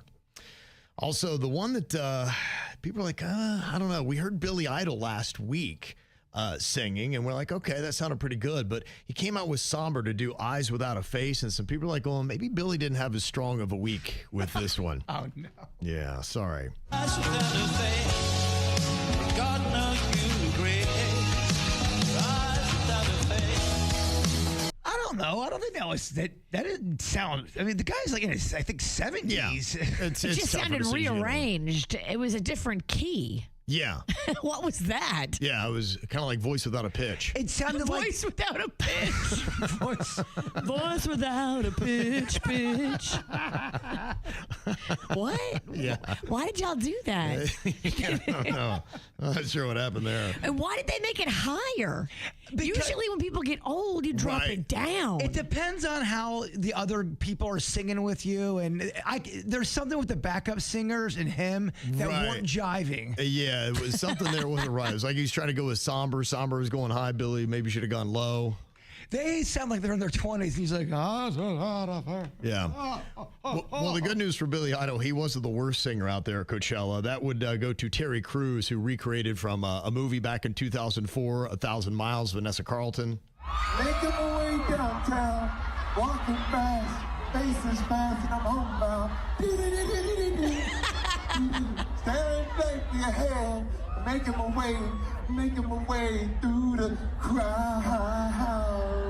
I love it. He was doing whatever he wanted. He was shirtless, too, on top of it. That's an anthem now. It is, yeah. So that was some of the highlights of Coachella from over the weekend. It's the KVJ Dirt of the Day. It's the KVJ Dirt of the Day. Virginia, take it away. Because you know we need that Dirt of the Day. This Dirt of the Day is brought to you by my favorite closet people, closetsbydesign.com. Well, the Atlanta concert with Cardi B almost didn't happen. It sounds like what went on was Cardi B shows up early for the show with her entourage, and she's coming backstage into the area that she's going to be in the holding area before the show starts. And some of the employees there at the venue were rude to her. They were speaking rude to her people. And she went live on Instagram and said, "We got in here. Your employees are being effing rude for no reason. I feel a certain type of way because you're being disrespectful. We've done 35 shows. We've had no problems. We've been kind to everybody. Everybody's been kind to us. And now we come in here and your employees are being disrespectful." And that can happen. Sure. The venue immediately brought in management and they apologized. And I don't know what happened to the staff that were being rude, but if you've got rude people backstage being mean to your artist right before they go on stage, you need to fix your team. That is the venue's problem. And your artist shouldn't be treated any kind of way backstage as they're getting ready to perform. Now, we said that for a while. I hate going backstage at any concert because everyone is so rude to everybody and everybody's so tense about you can't be here, you can't do that. People are just yelling at each other. It's not fun. It's not like the parties. When I was a kid, I heard like, "Oh man, it's a huge party." There's no party. It's just people angry, yelling at each other, and it's like it's a terrible place to be. And sometimes the security and the people that are running the venue, they take their job a little too seriously, and they're mean to the artist or the artist's team or the people that are back there excited to do a meet and greet. Like, why are we being mean backstage? Are you always wanted to be a cop and you didn't really quite get that in your life, so now you're just going to be a security guard who's mean to everyone? Yeah, well, Cardi B went off. Here she is backstage before the show, I believe, streaming when it was all going down. Here's what she had to say then. "I'm not performing today. Let me tell you why. Because we got in here, your employees are being rude for no reason. Being rude for no reason. Pointing fingers for no reason. Touching people for no reason. And then they're telling me, oh, we got to talk to this. Because I feel a certain type of way. Because you're being disrespectful. I did 35 shows and I never had a problem. And we've been kind to everybody." Okay, you can tell she's very upset. If you're touching people, and this is the artist and her management or her team, and you're touching them and you're being rude to them, and I've seen it happen. They push people around, and you got to realize you don't act that way to your artist. And then when she got on stage, she said it'd be her last time at Allstate Arena in Atlanta. This off right now, I'm not even gonna lie. This arena been playing a lot of games for me. This will be the last time I'm ever in this bitch. Next time, bitch, I'm having my concert in the parking lot, bitch. I'm tired of y'all playing with me. This is your second time. Okay. I'm having my concert in the parking lot. Yes. I'm not coming back in this arena, but She's done. get it. Yeah. Sometimes they take their job a little too seriously, and the security backstage can be physical and mean. And you're like, what are you doing? Right. Yeah. In other news, talking about physical and mean, Zayn from One Direction punched Louis from One Direction. So apparently the two got into a fight after Zayn made a negative comment about Louis's mother, who had died of leukemia in 2016. Now, it looks like Louis went to confront Zayn about it and was punched in the face and suffered a concussion. Whoa. Okay. They were trying to do a documentary about One Direction for Netflix. Netflix. But that fight and the punch led to the docuseries being canceled. I don't know if they're going to pick that back up again. But yeah, if you're making cracks about somebody's mother who died of leukemia, you might expect a fist. Wow, that's pretty crazy, huh? Yeah. Okay, yeah. The guy was like 1 whole year of work down the drain. He was so upset. He's like, I've been working on this for a year, and you guys came in and just a couple of minutes ruined the whole thing. That's a mess. Yeah, huh? And what do Timothée Chalamet and our very own Kevin Ralston of the KVJShow have in common? Yeah. They like to go out early. Okay, yeah. I don't know if you knew this, but Timothée Chalamet was in Miami over the weekend, apparently there for a bachelor party with his friends.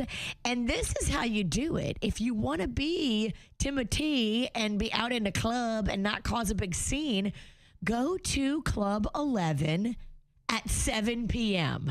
That's when he went. That's when I could see Kevin going. Right. That might be the best time because I've actually, the Queen and I thought about hopping on the Bright Line and going down there at about 7 or 8 a.m. on a Saturday or Sunday morning.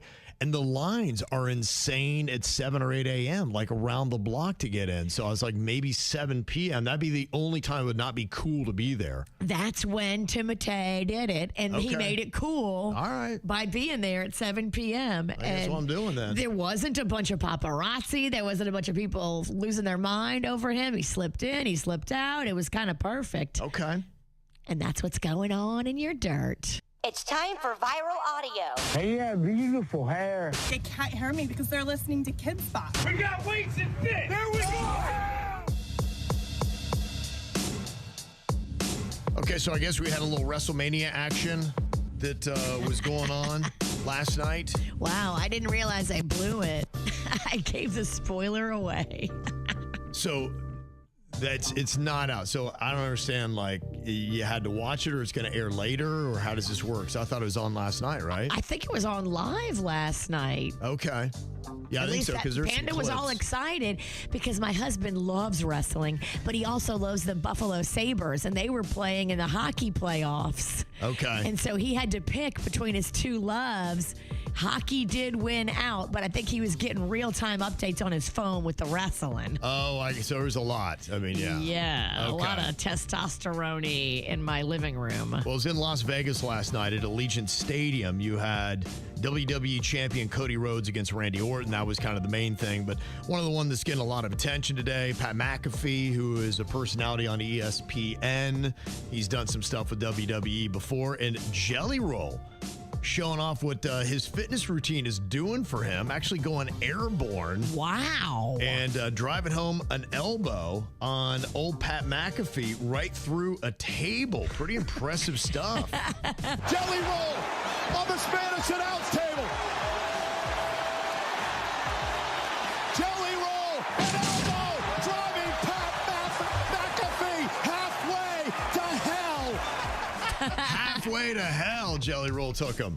Dang. Pat's very happy today that he's gone on that weight loss journey. Can you imagine a full-size Jelly Roll? Oh, my gosh. You couldn't take that one. That'd be rough. I love it when Pat will interview a wrestler and they try to act like it's a real interview. And they try to... It's unreal. They get into a beef and they try to act like it's real. They'll put him on ESPN with people who aren't Pat McAfee, and you can see they're like, oh, my gosh, we got to try to act like this thing's real. Yeah. It's really awesome to see people who are terrible actors trying to act. It's rough. Bro, I'd love to tell you, Kev, with your hair and...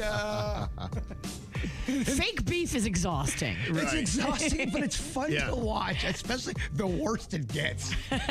Well, Brooke Hogan, who comes from wrestling royalty, the bloodline of the Hulkster, she had a little bit of beef with her dad and actually pulled herself out of his will. And she's saying now that was a mistake. There were situations that had me so scared.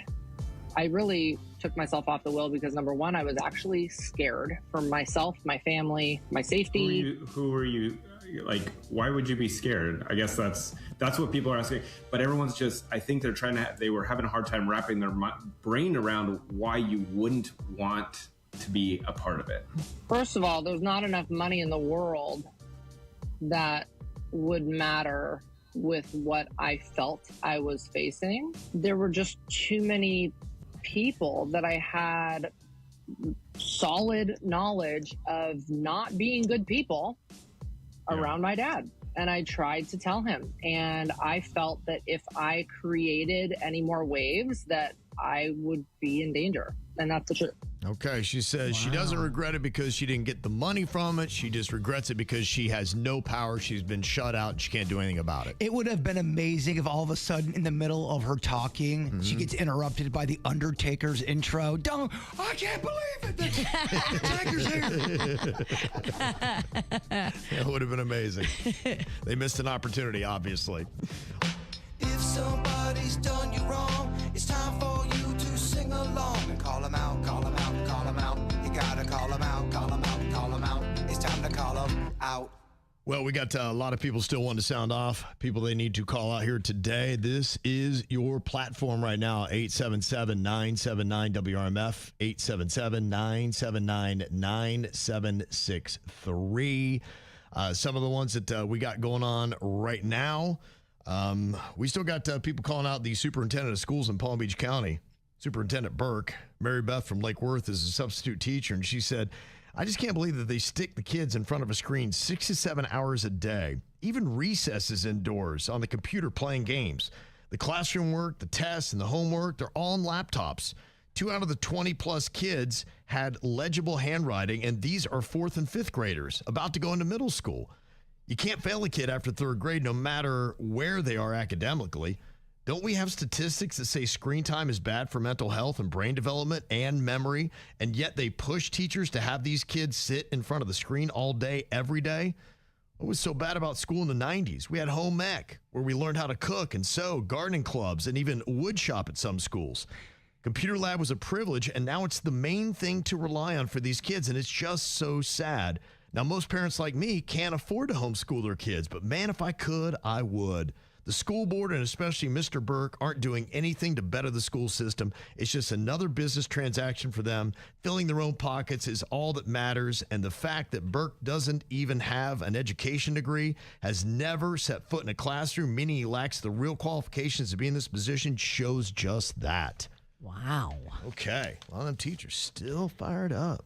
So you got to yell. You got to keep yelling until somebody hears you. So Burke is in charge of all. How's this work? How's it work, Burke? Yeah, how's it work, Burke? Yeah. Why are you acting like a jerk? Yeah. I'm kidding. I don't know if he's. I'm asking you a legit question here. I don't know. Yeah, I think him and the school board together have to decide, right? Like they decide if teachers get raises or not. And he's like saying basically no, because their insurance went up so much that even the tiny little minuscule raise they got, it's nothing. Enrollment down, they're losing money, so there's some tough decisions that have to be made.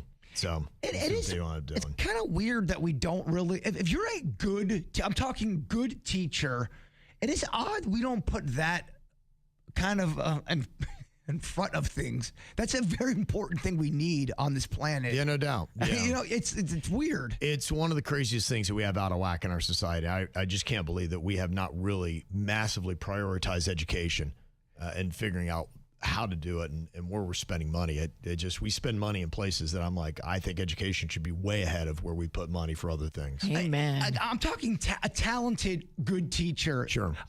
You deserve some change, difference. Man. I'm sorry. It's a big difference. Yeah. And unfortunately, a lot of the really talented, good teachers are saying, nah, I'll find something else to do. It ain't worth it anymore. I'll take my talents to some place that pays me for my level of skill. Yeah. Mars. One person just texted and he said, preach about that school screen time. We are currently fighting with my son's elementary school about this exact same thing, especially the indoor recess. That is kind of wild. Indoor recess. Indoor recess? What is this? We should be picketing in the streets. What the hell is indoor recess? That's not recess. I'm not going to even lie. I saw somebody over the weekend and their kid was playing some kind of Pokemon game. Like, this is how they exercise. I'm like, they're sitting on the couch playing a Pokemon game. I don't what? Get outside and go climb on the monkey bars, please. That's right. Go do something. Go get your clothesline to the throat with the other kids' hands playing Red Rover, Red Rover. It'll teach you a lot about life. I mean, all the great concussions I got on the playground. Thank you. Dude, getting hurt is fun sometimes. It was. Badge of honor.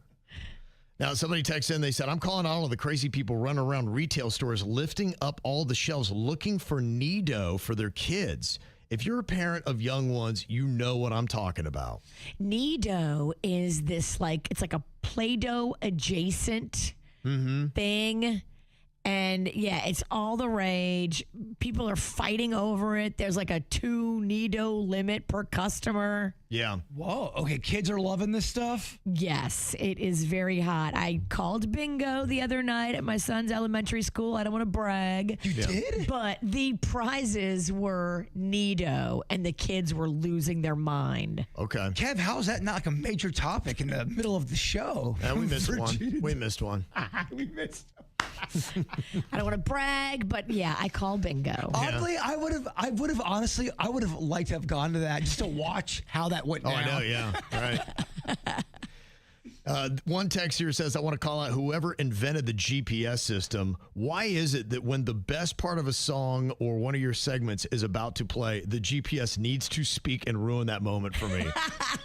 It's so true. It's crazy. And then you get this anxiety. You're like going, okay, I love this part. Please don't. And then it's sure enough. You need to. And it's like, you just told me this 8 times. I know I'm taking it right. I know. I get it. And there are times you're driving and go, why is this even on? What's happening? Is there a fritz in the system? Is that a word? Fritz? A fritz. A fritz in... A glitch. Yeah. What you say? Or maybe it's glitching for Fritz. Fritz is like, oh, man, I always get glitches. And we got Connie on here from Fort Lauderdale. She got to complain about probably the number one thing people call out, and that's traffic. What's going on today, Connie? It was just crazy today. It's like these people don't know how to drive. They don't know what that little thing is on the left-hand side. Is the left-hand side the indicator? They don't know what those are there for. Yeah. Unless they stop putting them on the cars. I'm not sure because I have a what do I have? A 2023. So maybe they stopped after that. I don't know. I know. It's like crazy. It is nuts. I mean, I had this whole thing. I was just realizing this weekend. It's just the knuckleheads that cause all the problems in traffic. I saw somebody just stopped on the side of the road. They were half in the lane, half out. And of course, everybody then had to stop behind them. It's like, why you cannot stop right there? You better be having a heart attack. Yeah. It better not be that you're taking a call or something stupid. And you saw it. I'm like, this is how these accidents happen. Now, Totally. Connie, is there a part of South Florida that you're driving where you noticed this? Hialeah. How did I know? Hialeah. Oh, yeah. Big offender. Yeah. Big offender. It is. Well, good luck to anybody driving through Hialeah right now. You definitely need it. We got Sarah on here. She needs to call out a lady at Publix. What are you calling her out for today here, Sarah? Good morning, guys. It's Sarah. How are you? Good. How you doing? I'm great, thank you. Yeah, so my husband works down in West Palm off of Okeechobee Boulevard. Mm-hmm. And every once in a while, if I'm down there and I have a time, we'll go have lunch together. So we ran into Publix to get a sub, and we're waiting patiently for the subs to get made. And there's a woman in front of us, probably in her late 60s. And she's just, I don't know, kind of entitled, So we're sitting there and we're listening to her groan, and it gets to the part of putting the toppings on her sub. And she is berating these sub workers over the condition of the tomatoes. And so after probably the third comment, I looked at her and I said, I'm not sure if you know this, but they don't grow and pick the tomatoes. So if you want to go grab a tomato from the produce section, I'm sure these lovely ladies would chop it up for you and put it on your sub, or you could even do that at home. And she looked at me, she goes, that's just a waste of time. And I said, I hope you have a better day than you're having right now. And she just didn't have much else to say. But I cannot stand when you're there and someone's doing a service for you and you feel like you're just the Queen of England. Go get your own tomatoes, lady. You're at Publix. Yeah, you're at Publix. Publix. You're not sitting in the VIP first class lounge for some big fancy airline. You're in Publix, lady. You're not at the breakers. Entitlement in South Florida is unhinged. Entitlement in South Florida is a problem. Yeah, Yes. it really I'll is. tell you what else is a problem. Deli drama. I have seen fights go down in delis, and maybe I'm the It is only wild. one. Yeah, you're right. No, we had a fight last week. Somebody didn't get what they wanted on their sub, and they went off. People, I mean, I have seen so many fights go down in a deli line. But I like what Sarah did, and I think sometimes you have to do this to protect the workers that are there. They're not allowed to speak up and say anything. They have to just take it. If someone's yelling at them and berating them about tomatoes, they have to just go, okay, I'm sorry. Right. But other customers in the line, we are allowed to check that woman and say, lady, simmer down. Stop yelling at these people. They're just trying to make you a sandwich. You're so angry. Why don't you go back home and yell at your husband where you belong? Mm-hmm. No, you're right. Now he's dead. He offed himself. Wow, that's darker than I wanted it to go. Right. Buckley was at a 24-hour restaurant in Jupiter. He said, I've never seen a waitress wearing big headphones while waiting on tables. We're not even talking earbuds. I can't imagine any restaurant would allow that. You got to be careful because some people have some issues sometimes. Sensory? Yes, and yeah, you got to be careful on that one. It's not necessarily a attitude problem. Sometimes it's more of. If they had that though, it wouldn't have a cord, right? And it probably wouldn't say Beats on it. I don't know. I'm no doctor. How are you going to hear what your tables are saying if you have headphones on? Yeah, and I just wouldn't think, if you did have sensory issues, I would think that would be very stressful to try to be a waitress. Oh, my gosh. Look, I was a waiter for 4 days at Fridays, TGI Fridays. I couldn't do it. I couldn't keep up. It was the fourth day. I had to wait on a table from people I went to high school with. They were kind of clowning on me. I'm like, I quit during the shift. I gave them the sodas, and I walked out the back and never came back until a week later to eat chicken fingers. Waiting tables is hard. It is, man. Yeah, that is odd. I can't believe a manager would allow that. And if it was sensory issues, I'm surprised that'd be the career choice. But yeah, who knows? Maybe you need more information on that one. I could be wrong on that, too. Yeah, who knows? It's just what Buckley saw. I was like, what the heck is going on? Aaron said Virginia was calling out the Mexican queen the other night for wearing her work clothes to bed, but she doesn't shower before bed. Both are so gross. Oh, wow. I shower most days now before bed. I didn't used to. Yeah. But now with the menopause sweats, I am disgusting.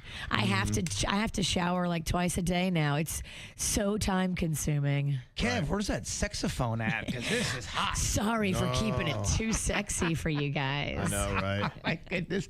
Just getting everybody going. Are you just constantly sweating? Is that really what you're cold and you're hot? Because people keep asking me who You go don't back and know. forth. You go back and forth. You go back and forth. So you're hot and you're like flaming hot, like you're on fire for like 2 minutes. And then you're cold. Yeah. And when you're in those 2 minutes, you also are covered in sweat. So it feels like a horrible hangover. It's terrible. It's the worst hangover ever. And then you yell at your husband. Oh, poor guy. Have fun, huh? Poor bastard. Well, we do have a few good call-em outs. In fact, one thing to say is that if you ever do go in and compliment a Publix worker to a manager, they'll get free stuff like a sandwich card or free food. That's according to Redbone. Okay. So that's what you should do when you see a tomato worker placing tomatoes and taking a bunch of heat from a mean lady in line and not clapping back like you should have. But there's a deeper conversation here to be had. Yeah. Are Publix tomatoes on the decline? Thoughts? Okay. I mean, every batch of tomatoes is different. You can't punish all Publix tomatoes because a few of them look stepped on. I have thoughts about the tomatoes, but it's very controversial. Yeah. I think I saw over the weekend Tom Holland had his first pub sub. He's the guy who plays Spider-Man, and he's got a non-alcoholic beer that I guess they started carrying in public, so he did a video to promote that? Yeah, non-alcoholic beer. Right, I know, huh? Sounds terrible. I always thought that was dumb. Boo, Tom Holland. Boo. You suck. We always like Superman anyway. We hate Spider-Man now. Non-alcoholic beer. Why am I even here? Yeah. No, sir. And our hero of the week that's got to be called out is Kirk Moore. He is the principal of Pauls Valley High School. And you might have seen this footage already where he stopped Victor Lee Hawkins, a former student, 20-year-old, who entered the school on April 7th and was going to go all Columbine on the kids. And old Kirk Moore said, not on my watch. And he rushed Hawkins. You could see him in the lobby. He disarmed him, pinned him until police arrived, but got shot in the leg during the confrontation. He took a bullet. He disabled the shooter. Yeah. He laid on top of him. That's unreal. And with the help of one other staffer, got the gun away. Like, this principal took a bullet for his students. That is a hero. That's the dopest principal ever. Yeah. Dopest of all time. And then on Friday at the prom, they declared him their king. He won the prom king, and then they played Nickelback's Hero. That's the only bad thing that happened all night. Gentlemen, our king, Kirk Moore.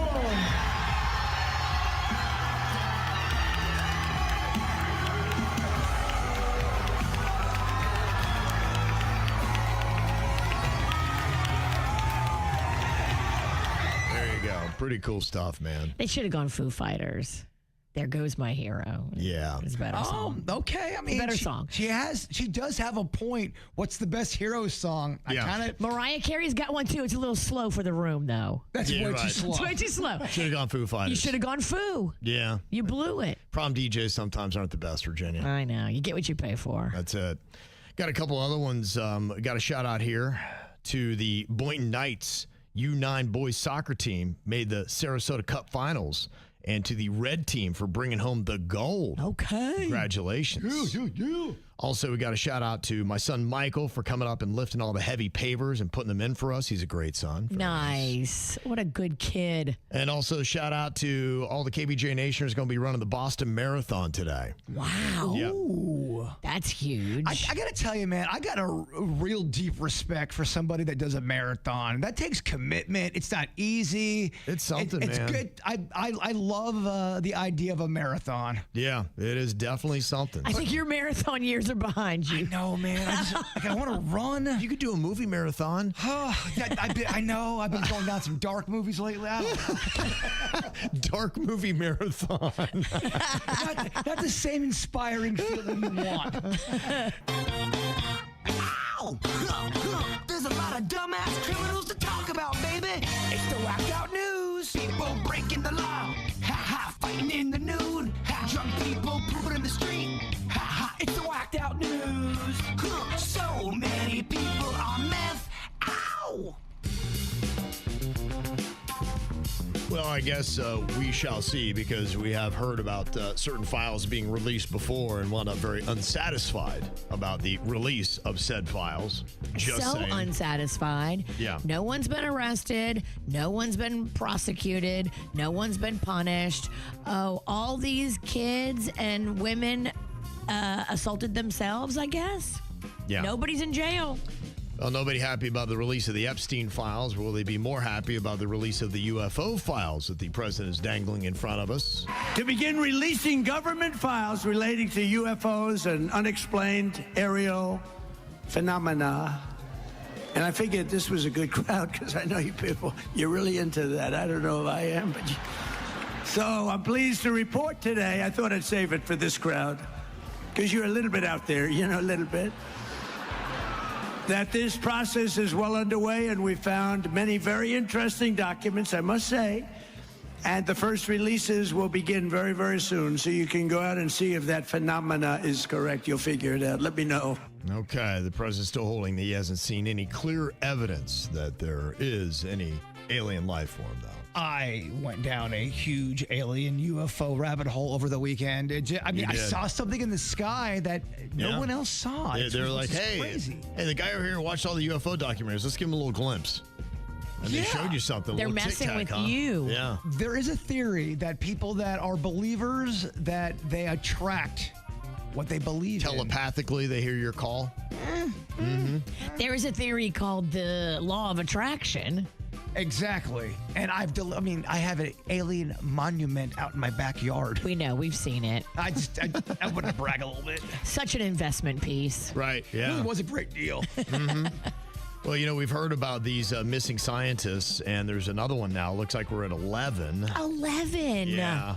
And not that it's anything new, because this person has, been on the list for a while, back to 2022. But they're kind of going through it a little bit more. And she definitely knew some stuff. Her name is 34-year-old Amy Eskridge. She was a scientist who was researching anti-gravity technology.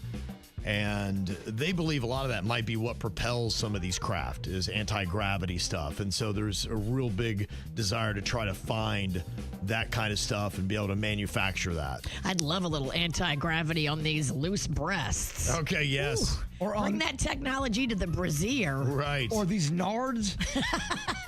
I tell you what, the older you get. Now, she tried to claim that anti-gravity was already discovered 4 separate times, but each time our government suppressed it. Wow. So she had some things to say. She did comment that she was not suicidal. But then, guess what? She died of a self-inflicted gunshot wound on June 11th of 2022. Wow. What's going on out here, y'all? Here was one of her last streams. It's been independently discovered 4 other times. He said it has been suppressed every single time. And he said, I don't think they're going to suppress it this time. He said, I think you're in the clear. He said, they obviously know about you because I've had multiple, both protective and threatening interactions with various agency affiliations, whatever. He was like, if you haven't had a U.S. government agent come to you and say, stop, shut the up. If that hasn't happened, they're going to let you do it. They're waiting. And on the other side of the fence, there's multiple parties looking at each other like, didn't we tell this bitch 3 years ago that we kill people for this? Is she not listening? What is she doing? She's still doing it? What? We told her we were going to kill her 3 years ago. Okay. Well, she is dead, and, they're calling it a suicide, self-inflicted. So if you have information, they're just showing you, you better not share it. Well, I mean, that's a common tale within the alien folklore is that if you see something and you're starting to talk about it, the men in black show up to your door and say, if you talk about this, you and your family will be harmed for the rest of their lives and their kids and their legacy and everything else. This is such a good time to be super dumb and know nothing. There you go. Absolutely. You're safe. The age of ignorance. Virginia was shook last week because we talked so much about aliens on the podcast, or after the show podcast, and I don't think you were ready to hear about the secrets of the universe, girl. I wasn't ready. I'm still not ready. There's too many things revealing themselves right now that my brain is in just overload. Well, there's somebody that wished they had come up with the anti-gravity stuff. A skydiver who was carrying in the American flag for the Virginia Tech spring football game on Saturday got caught up on the scoreboard. Oh, damn. And was dangling there for like 20 minutes before they could come up and rescue him. Oh.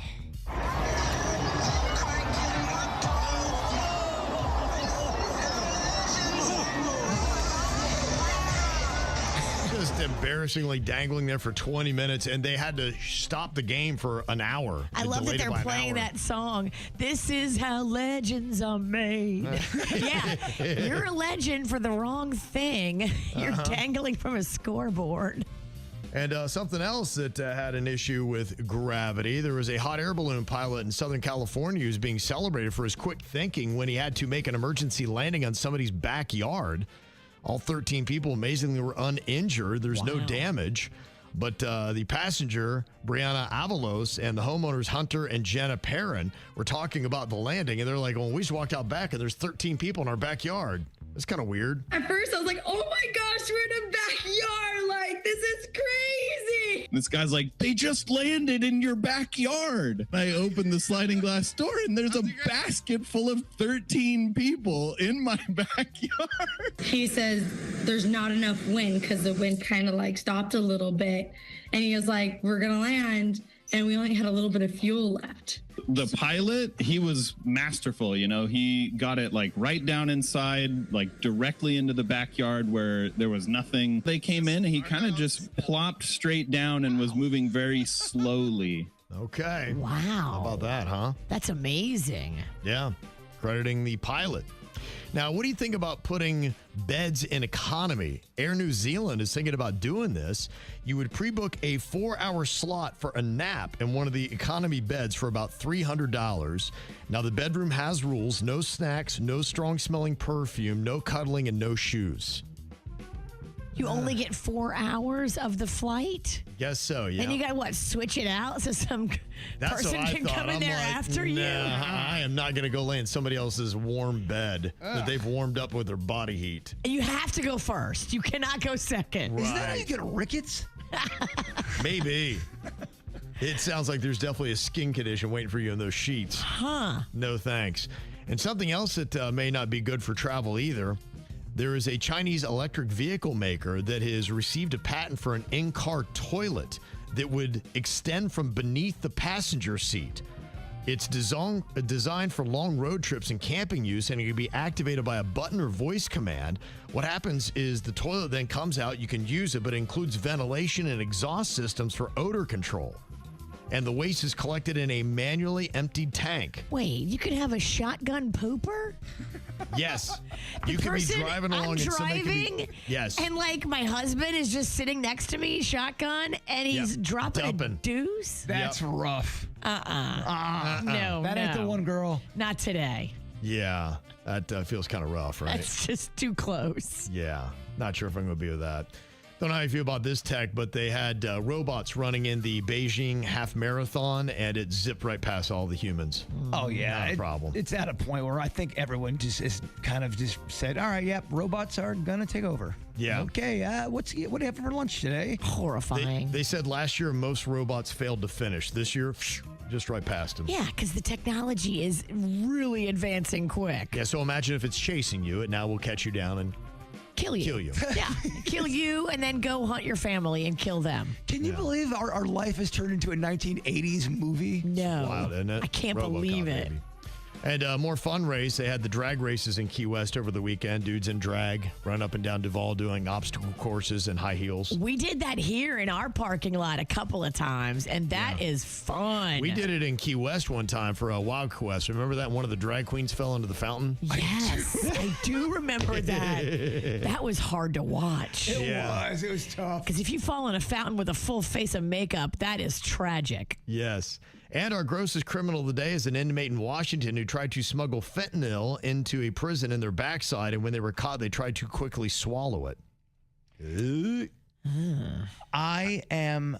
Maybe I'm just overly worried about fentanyl, but I'm afraid if you even look at it, you're going to get fentanyl poisoning.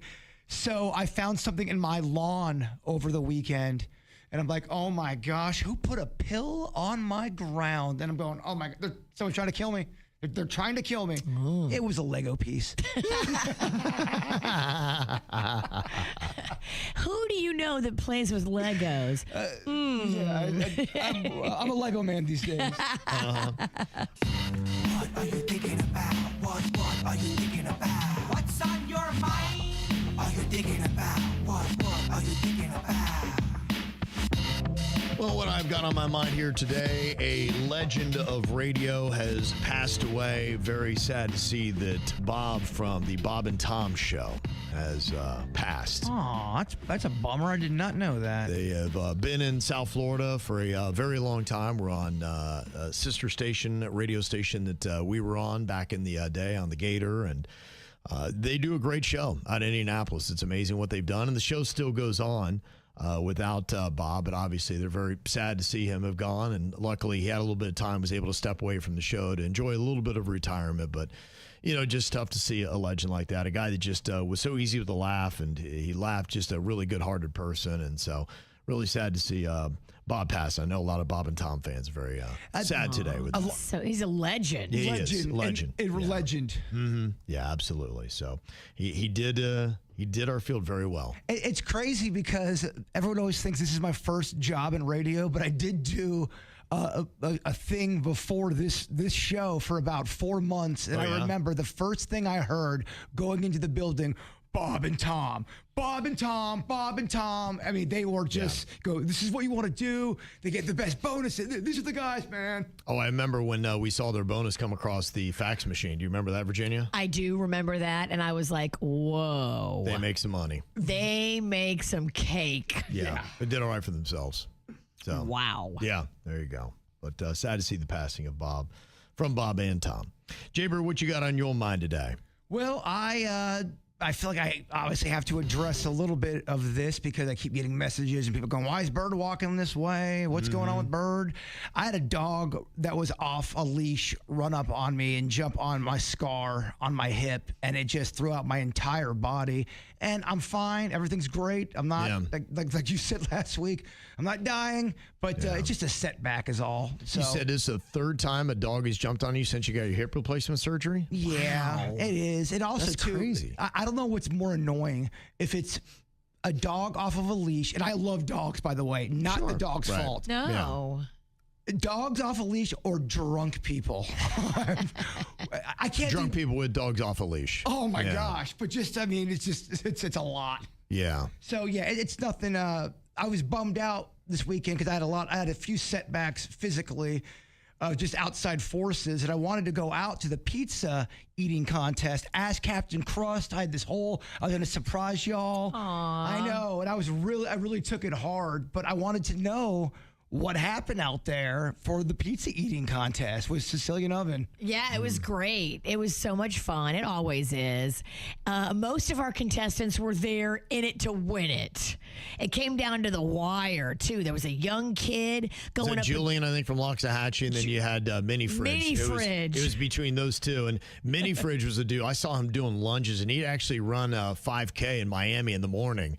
And so he was ready to eat, and he had a big old beard, and he had a bunch of pie up in that beard. I mean, I would have. You want to talk about a punishment for do it, bitch? Licking Mini Fridge's beard.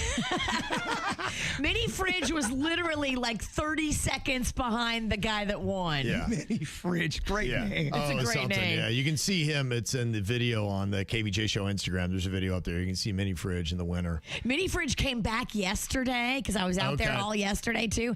He came back and got in the meatball eating competition. Did he really? And he was in the hunt for that. He didn't win it though? He did not. Did he get second? He got like third. Oh wow. Yeah. So he's right on the edge of being great. Right there. Yeah. Okay, let's bring back some food competitions. I like this. I just don't want to be a part of them. Right, you like watching them. Host. Yeah. Not participate. Yeah, that's crazy. That's crazy.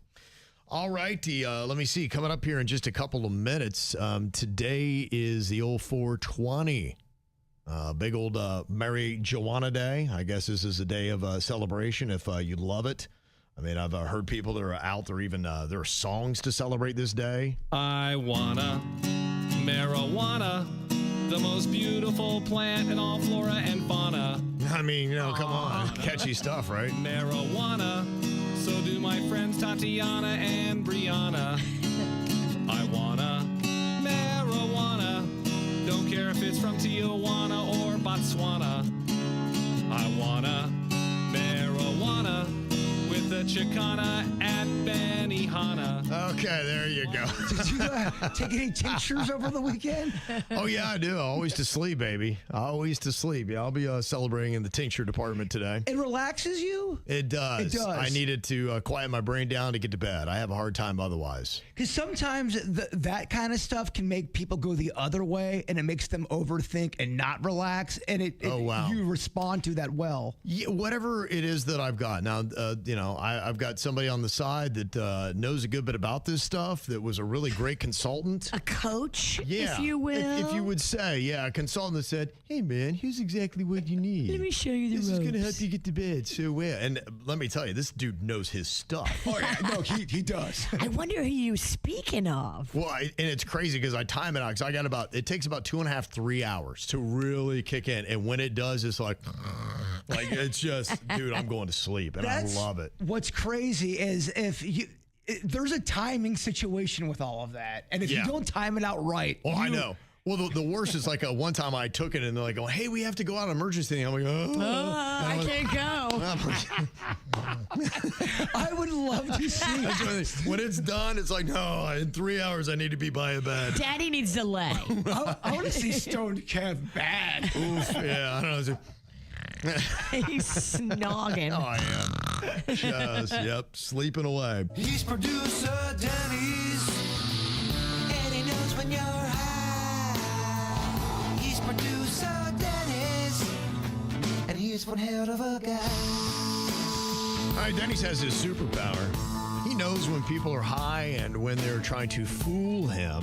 We love to put it to the test just to kind of flex here a little bit. And since it is 420, we're going to do a special edition of Producer Denny's Knows When You're High with Jeff from Lantana. What's up, Jeff? Good morning, JVK. Hi, JVK. I love it. Finally, you get some respect in this room, Jason. Wait, I didn't even understand what he said. No, JVK. Oh, wow. You're top billing. I just thought I heard it. I thought he said JJJ. KVJShow. I love this game already. Laughing yet. Okay, well, Jeff, what we're going to do here is Producer Denny's, he's going to give you a couple questions, kind of let you talk a little bit because he can kind of start to detect through some nuances as to whether or not you might be high or not. So get ready because Denny's going to throw a couple questions at you. What you got for him today, Denny's? All right, first one, Jeff. What deli meat would make the best slip and slide? I'm thinking bologna. I agree. Yeah, it's greasy. It's gross. It kind of feels like a yoga mat already. Especially if you fry it up. Yeah. I mean, that is a great answer, man. That extra layer of grease. Yeah. Say uncooked bacon would be pretty good too. Yeah. You would slide for a mile. But it's so thin. I'd be going head first and eating it. Yeah, right. You can go for the thick sliced Canadian bacon there, Virginia. True. Yeah. You got to think about all the bacons. You're right. Thinking about American bacon. The Kevin Bacons. That's right. All right, second one. If it wasn't considered weird, how many hamsters could you eat? Oh, my God. Full size or babies? Full size, come on. What is the matter with you? All right, just making sure. Take the question seriously. At one time, I'd probably say like a 4-pack. Oh. Okay, I figured they're like luckily quail. That's how they come is 4-packs. You can plink through them, I think. Also, too, go back and listen to that last 30 seconds. Denny's just gave out the most sinister laugh I've ever heard. It's like, I knew that would get a reaction. He's boiling hamsters. Yeah. If that was a normal food, though, that wouldn't have been a weird question. We eat way weirder things. Yeah, why do we draw the line of hamsters? Yeah, why don't we eat hamsters? I don't know. It just feels wrong. They actually do kind of look delicious, though. You eat so many of them. dang, a hamster. Ugh. Yeah, ham sandwich. And final one here for you, Jeff. Which dinosaur do you think would make the best lover? Oh. Ooh. Definitely not a T-Rex. Our arm's too short. That'd be rough. Yeah. I'd say the Brontosaurus. Looks like it was shove a lock down that neck.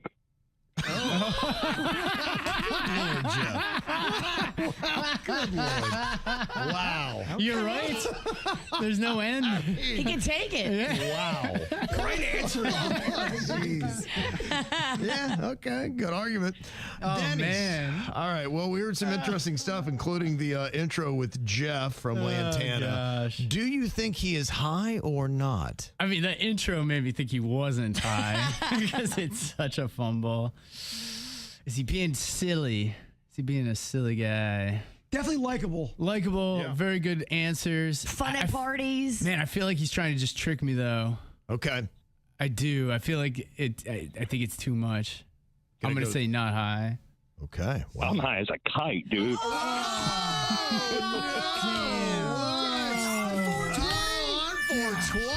It's 420, Denny's. I started at 420 this morning. Oh, wow. This I'm morning. so jealous. You sound fun. Yeah. Please come out to our next live event. We need you. I tried to do the Kennel Club one, but I couldn't get there in time. I had to work. Oh. Okay, well, next time, Jeff, we'd love to hang with you, buddy. Oh, no, I already met you, Kevin. Oh, you have? Okay. I met you that Whole Foods over there in freaking Delray. Oh, yeah. No, Sprouts. Sprouts, yes. I remember that too, Mark. My bad. Were you high then, Jeff? No. I just told you I was when you were talking about the listeners, and I said I was like the top tier. Oh. You definitely are, Jeff. Yes, you just went up a couple spots, by the way, too. Your ranking is improved. Yes. Greatly today. With a bullet. You're going straight up this chart. Yeah, he is. All right. Thank you very much, Jeff. You enjoy your 420. Y'all enjoy the rest of the day because I'm about to. Yeah, I think a lot of people are. Wow. Yeah, if you're not doing it like Jeff, I don't think you're doing it quite right yet. Nice work. Today is 420, the official marijuana holiday. And there's always stories that are coming out as the battle continues. And look, we got the battle going here. We're front and center for whether or not we're going to get recreational in Florida. And it doesn't look positive that it's going to make the ballot in November. We'll see what happens. It's not a done deal yet, but there's definitely a lot of powerful people that are fighting against it. And stories come out. Now, some of these are kind of out there. One of them that is just cracked out is about how implanting fake memories is possible because of using marijuana. They said that new research shows even subtle influences like AI conversations or substances like THC can cause people to confidently remember things that never happened. Booze can do that too. It's not just marijuana. I swear I saw a UFO. They say it supports the idea of false memory where the brain fills in gaps and treats them as real experiences. You know how your AI lies to you because they don't want to look wrong? Apparently your brain does the same thing, and they say that THC use can enhance that. This is according to a study from Washington State University. Huh. Yeah. Pretty crazy. And you almost wonder, I mean, if people told you that and be like, so how many of your memories do you think that you've implanted? Would you go back and be like, oh my gosh, did I just make some things up in my head? Because there are some times where when something for me now, I'm old enough, where it was 20, 30 years ago, I'm like, okay, am I remembering that exactly right? Or have I somehow filled in, it's vivid in my own mind, but I've had that happen a few times where I'm like, am I remembering that right? Because it seems wild.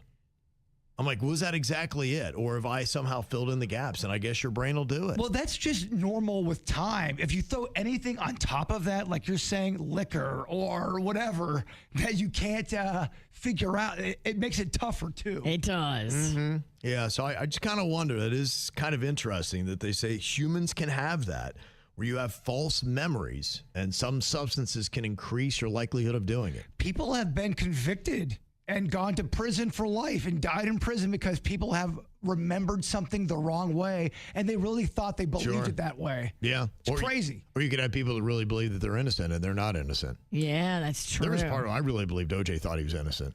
I think he had done that. I think he had redone his memory and his mind. He'd wiped all that out and he was golfing that day. Talked himself into it. They say that's the killer's cope. They're able to do that. Yeah, I really believe that for watching him for a while. I was like, I think he's done that. And there was, I guess, an advancement over the week. I don't know if you saw, there's a lot of people who are standing in the Oval Office, including Joe Rogan, who was standing right behind the president's chair. And they were talking about how they are going to start looking at psilocybin, the mushroom quality, to cure different ailments. And in fact, one study enrolled just over 80 current cigarette smokers who were randomly separated into two groups. One used a nicotine patch, the other ingested a relatively high dose of pure psilocybin just one time. And they say at the 6-month mark, the psilocybin group had more than 6 times greater odds of being abstinent from cigarettes than their counterparts who had 6 nicotine patches. Huh. So they're saying the same thing. And what Joe Rogan was really fighting for was for pain use. and talking about how many people are hooked on pain medicine and the overdose deaths that happen, and say, we demonized this during the Nixon administration for the wrong reasons, and we need to open this back up again because it can truly be something that helps people. And that will get us off the pharmaceuticals. Yeah, right. We don't need to be eating pain pills that are so bad for you. Oh, they're going to kill Joe Rogan. He's next. You think so, huh? Big Pharma's going to take him out. I would watch what you say, because then you're next. I know nothing. And they know that. Ignorance is safe. I have no information. Yeah, if we don't get off, we're not very important. Yeah. Not going to waste a bullet. Well, today is 420. And if you got the munchies today, Jbird has got something for you to try. You say it is the best cheese dip, Bird. It's one of the better ones out there when it comes to cheese dip in the grocery store. Okay. The Gorditos. Have you guys had that? I mean, not Kevin, but Virginia, have you had that? Gorditos? Right? Am I saying that right? I think it might be Gordo's. Oh, I'm an idiot. I mean, I am not hitting my marks, y'all. The Gordo's people were so excited about that plug. They were, and then, until they heard it. Yeah. And what's so funny is I stared at that label all weekend long. Yeah. I looked at it because I ate my feelings in cheese dip this weekend. And what you guys are talking about, that's a good cheese dip. Okay, Gordo's cheese dip. It comes in many different flavors, original, mild, and then you've also got a home-style recipe queso with a little spicy spice. It came from Atlanta, Georgia, is where the company started. Okay. And you can find it in Walmart. You can find it in your grocery. You can find it in Publix. I mean, they were talking about fat, though. Gordo, right? That's your Spanish equivalent. I mean, if you just put fatties. Fatties cheese dip. You would have been horrified by the amount of cheese dip I ate over the weekend. I know that sounds gross. Yeah. I had to get some cheese dip in me, girl. Nobody's judging you. When you're in pain, sometimes you need some comfort food. You really do. Pain and comfort food go together, but got to be careful on that one. It's a scary game because you will end up with man boobs. Yeah, and then your pants can't snap.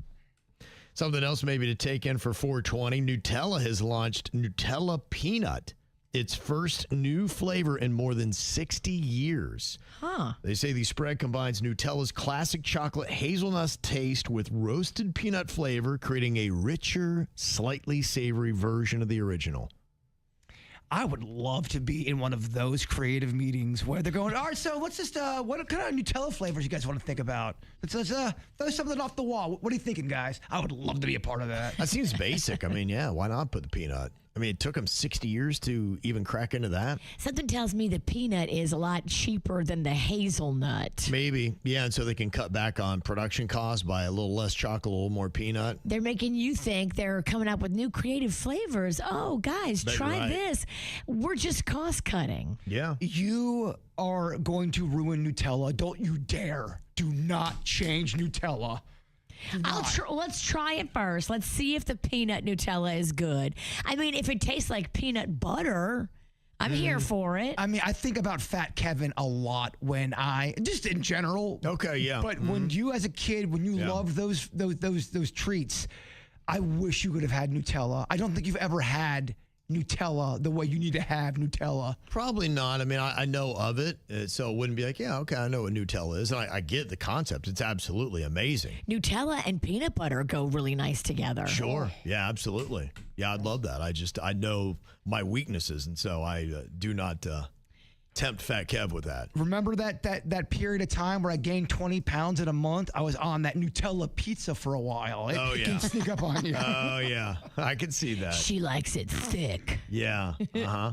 You did a lot of chips this weekend as well. You went to one of my favorites. In fact, I will argue that it is realistically the best tortilla chips you can get at a restaurant in South Florida. You went to the Rocco's Tacos in Palm Beach Gardens, and they've got locations all over the place. I've not been to that. I don't remember ever going to that Rocco's Tacos, and I clearly have not been there because I would have remembered it. That place is beautiful. It really is. Yeah. They did a great job. Love it. Yeah, it's great. I had a great time over there, and It's only been there like 15 years. I know. I was going to say maybe longer, yeah. Maybe longer. And I know. I'm telling my girlfriend, I go, it's new. It's brand new. She's like, I think it's like from 2009, dog. Anything after 95, brand new for the bird. Yeah. Yeah, but they put that spicy, sprinkly stuff on the chips, and it's good. Yes, their seasoning's on point. And then they're warm. And then they do that tableside preparation of the guac. Always get the guac. I love a show. Yep, I always love a get it. show, Yep. and that is so much fun. And you're right. When you're doing a show with food, you kind of have to have an act. And we had a good person working with us. If they're charming, if they're cute, if they're fun, I love a show. Mm-hmm. And you know a place I haven't been for a long time that I went to yesterday? Two Georges right on the water in Boynton Beach. Oh, yeah. And I forgot. I'm like, that is a cool bar. It's got that old Florida kind of feel because it's wood. It's a dock. You got fish right there. I mean, I'm like, it needs a little bit more shine. I got the fish dip, of course. Very solid. We took the KVJ floating army of catamaran. drunks there one time. And that was the last time I was there. We were behind the bar doing shots off their shot ski. Shot ski, yeah. The shot ski was in full effect that day, and the back end of the night's a little fuzzy. Oh, my goodness, yeah. Oh, yeah. I think it has to be just by science. We had fun too, Georges. Thank you. Yeah, we did. So I got a little video coming up. That's a place that if you haven't been there for a while or forgot about it or just don't know about it. Yeah, they got a couple Two Georges locations. They're all great, but the one in Boynton is fantastic. So Nice. Forgot about it. Yeah, go check it out. Okay, Jbird, it is time to wrap things up here for a Monday. That means we need your thought for the day.